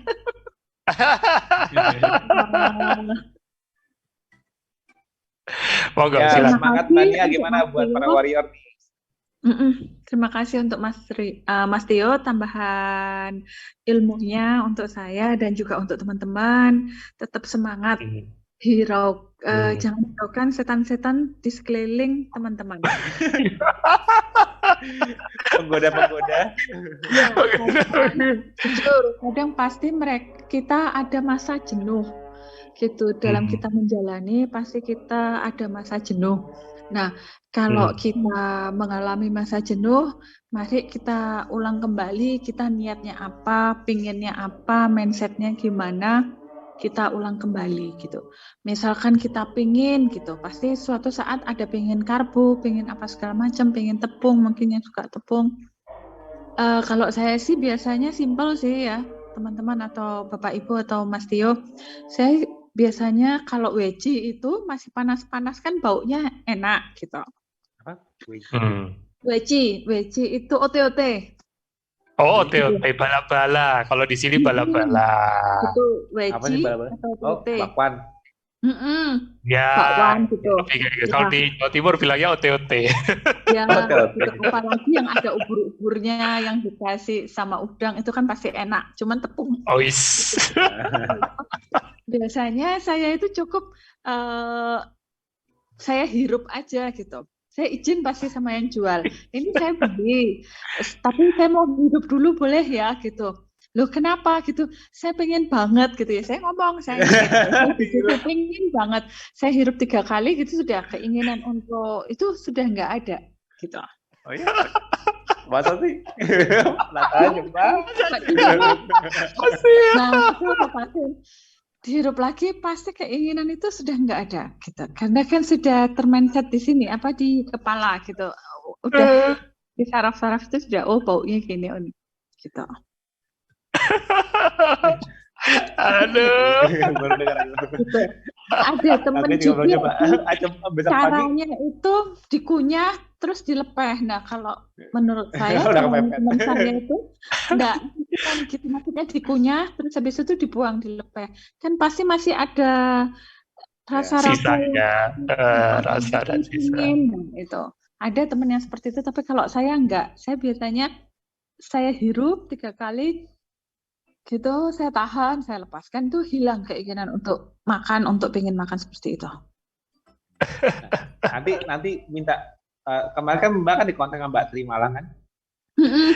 Nah, Mbak Tri, kata Mas Tio, aku disuruh minta Mas Tri, kata Mas Tio, Mbak Tri suruh cariin aku di mana pesan OT keto. Mbak Tri nanti bisa. Yang kesampaian dan nggak usah dihirup lagi, hirup makan. Kita bikin OT keto sama Mbak Tri ya. Itu bilang, aku yang nyuruh Mbak Tri cariin. Itu ada Mbak, siapa tuh namanya tuh? Mbak Iswa, itu jago-jago. Mbak Cumiti. Mbak, aku sarankan Mbak gabung ke grup Malang biar gak cuma diem OT beneran, tapi bener-bener gak makan OT ayo dong. Mas Tio sampai kasihan Mas Tio, masa cuma dihidup. Iya sih, sama Mbak Tri saya dikasih resepnya Mas Tio gitu. Kadang nggak sempet buat gitu. Iya, lama apa bisa dibikin pesen aja pesen kan tinggal dia membantu cuma dibikin. Apa deh OT. Jadi kalau nggak pepet, pokoknya kalau makanan keto mah di Malang juga banyak, aku pasti yakin banyak yang jago-jago bikin ya. Asal nggak disuruh nasi lagi aja. Kalau OT itu mah baru. Gampang. Asik, dia punya hobi baru habis ini. Antik jajanan keto. Iya, kalau takutnya Mbak terlalu sibuk jadi nggak tahu kalau di luar sana udah banyak yang jago-jago bikin ini. Orang tadi di grup kan aku lihat sekilas aja ada yang share bakpia keto kok sama tuh. Bikin bakpia keto kok bisa. Saya biasanya kadang order sih Mas Tio sama temen di Malang gitu. Kalau pengen pizza atau apa itu order. Cuman kadang ngefixkan waktunya mereka nganter itu yang iya. di sini ya, terus belum berangkat. Oh ya udah aku sudah pindah praktek di sini nah. Gitu. Pakai Gojek aja. Terus lari-lari gitu. Iya Gojek. Titiknya itu yang nggak pas. Oh iya titiknya. Gitu, saya sudah pindah kerja di sini gitu. Nah itu yang susah ngepaskannya itu loh Mas Tio. Oh. Ya nanti akan ketemu lah demi OT.